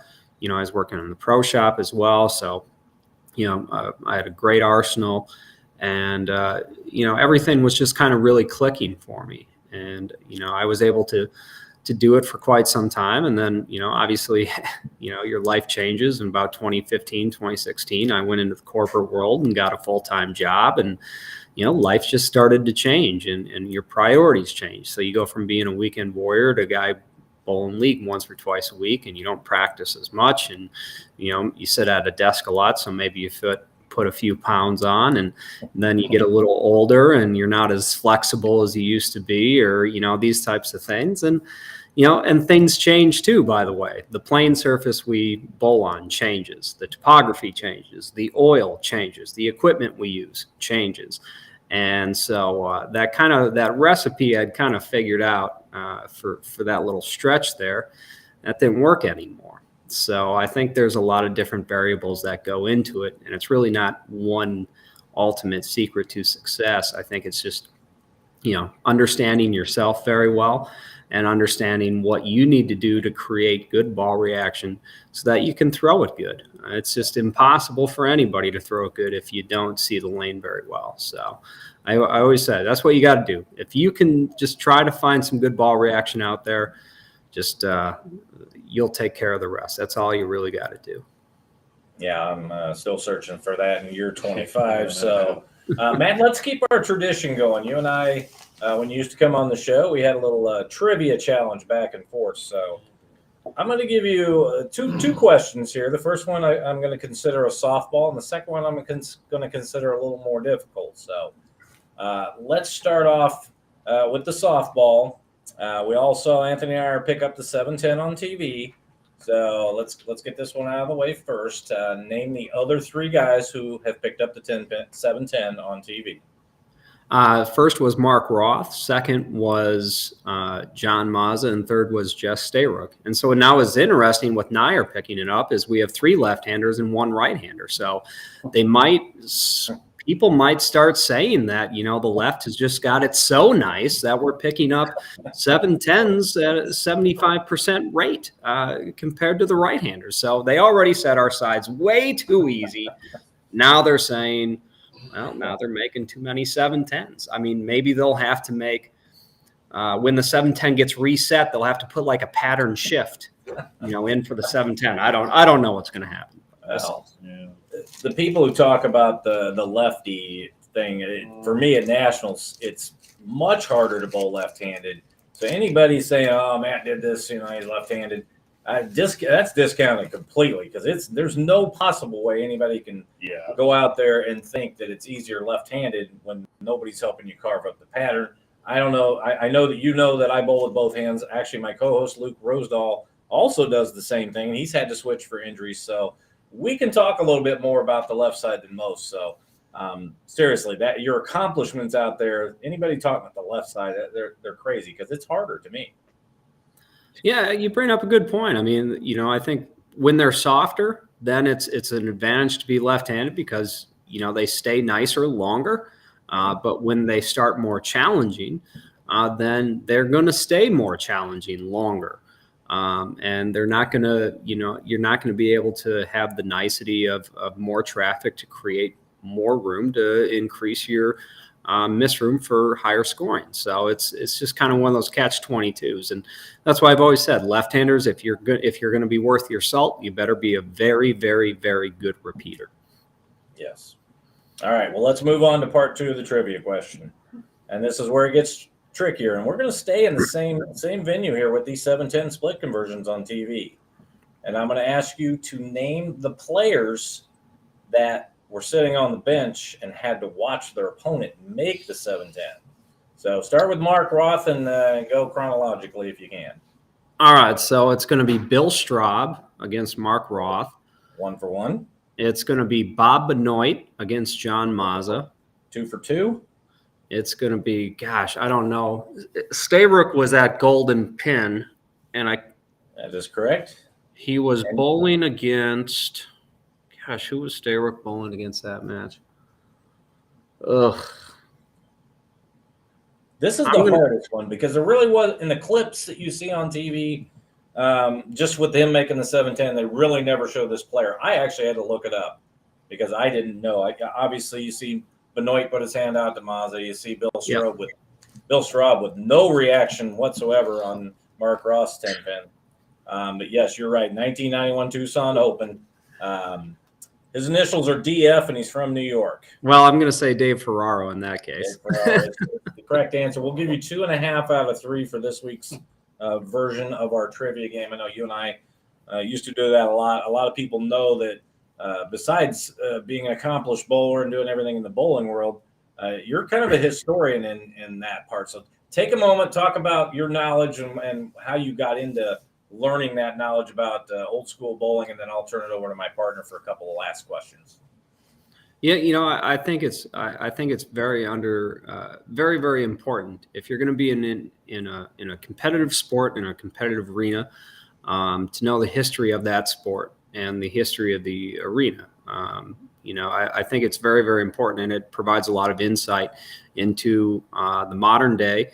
And it also gives you more of a bigger picture, if you will, to identify, cycles and things that worked, things that didn't work, styles that were dominant, styles that were dominant and then became not dominant at all, and just understand the history of our sport. I think excuse me, I think you just have to appreciate it, and you have to appreciate the people that blaze the trail for everybody else, and for you to be able to shoe them up and go out there and try to make a living at it. So not only for a personal standpoint, it's important to me to understand that, but also appreciate all the guys who've done the amazing things that inspired me in my career.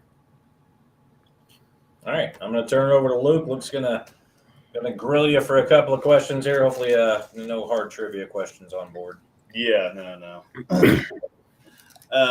Yeah, Dave and I have the unique distinction. We are the only bowling podcast in the world that has ambidextrous hosts that have honor scores with each hand. So that's kind of special. That being said, I always said that I switched a couple of years ago to lefty full time, and I always said I'm not going to be one of these people that just all of a sudden I'm the lefty guy, and everybody always hears that the left side's so much easier, and I'm not going to be one of these people that's going to. I've been complaining pretty well nonstop because the left and right side of the lanes are so different. I thought more was going to translate, and it's one thing to kind of switch and kind of bowl on some house shots, but when I'm trying to actually start bowling competitively, and there's so much of a difference in the sides of the lanes.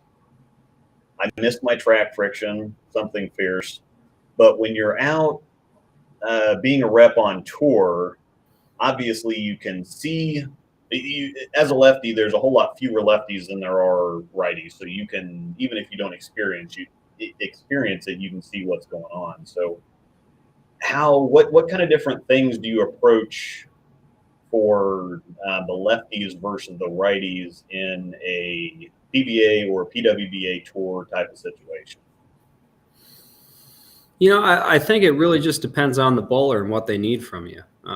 It's kind of vague or not very interesting, but I think it's really more just the times I've gotten myself in trouble as a rep where I just haven't communicated what I needed to the right way is the times I tried to talk as a bowler, as Matt McNiel the bowler, instead of Matt McNiel the guy who's watching shots go down the lane and has a grasp on what the lanes are asking from the players right now.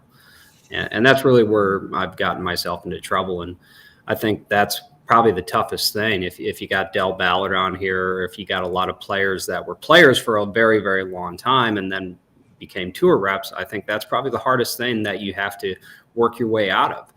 And, and just being able to really be more, I would say, objective and just stand back and say, this is what we're seeing right now working, and just keep it at that instead of really interjecting your own opinions or insight as a bowler.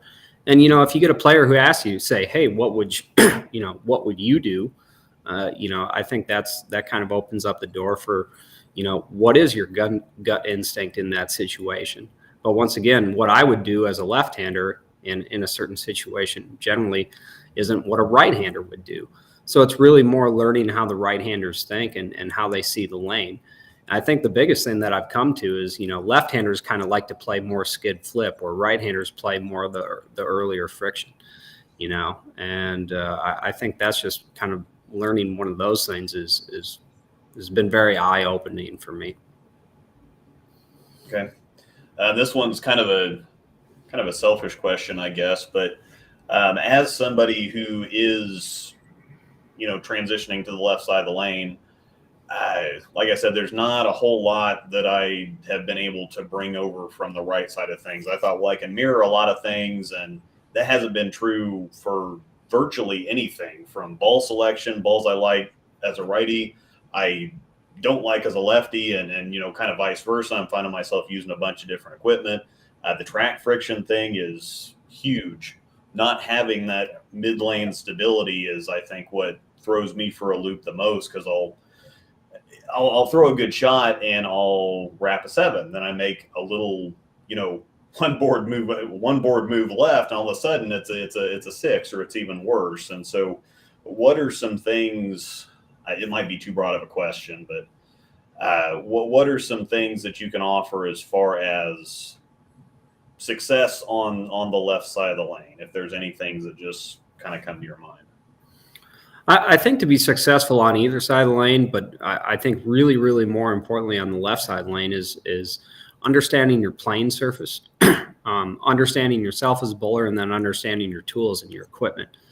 And I think if you have a very good understanding of those three things, then you can put all the pieces together very quickly and think on your feet and operate in the gray, you're going to do very, very well. Is there one big secret to, being a striking machine? No, not really. I think it's really just understanding ball motion and being a really, really good repeater. And then knowing the transition that you create. I remember when I was growing up, I'd close down the bowling center at midnight, and then I'd go bowl for about 3 hours on a fresh pair. And I would just, I just beat the pair down myself.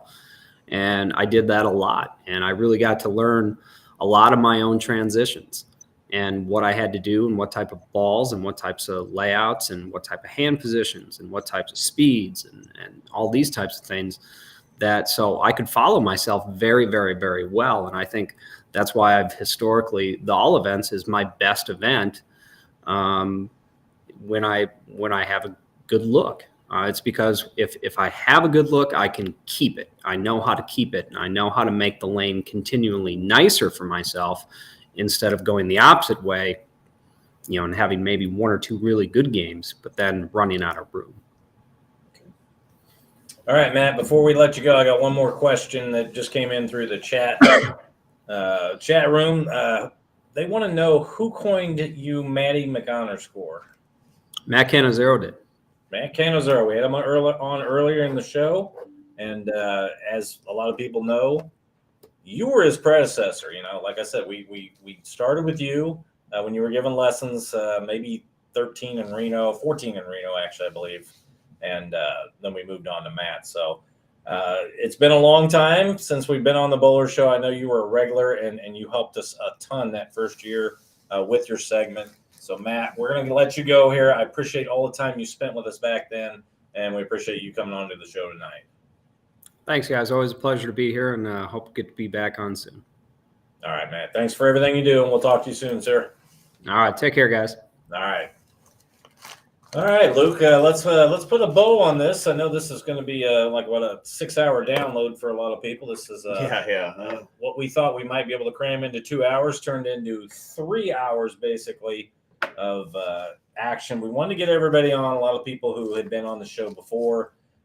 Let's take a moment and talk about next week. We're already talking about week 2 because we had some people on here who were guests of the show a lot back in the day. Some of the guys who were really helpful to the show, like Matt, who are on today, also we want to give them a shout out because they're going to come on next week. And that's Craig Elliott, Mark London, Jeff Riggles, Mike Flanagan. Those 4 were always accessible. They always came on the show, and they were always very helpful in times of need when we'd have guests back out or whenever we needed to have them come on and talk about bowling. So the show is pretty much set already next week, where our guests are going to be those 4, Marshall Holman and Deandra S. Beatty. So we're set for next week. We're going to try to limit it to 6. I know our producer in the background, Angel's going to be happy with that. I know you're going to be happy with that. But you guys did an awesome job for the first night with the new technology and getting everybody on. We only have one little glitch, and Belmo coming on at first turned out to be a godsend to fill in that time because we had really not many other times. So take a moment, tell me your thoughts on how fast you thought this 3 hours went. No, I mean, this is great. This is it was a lot of fun to get to talk to people.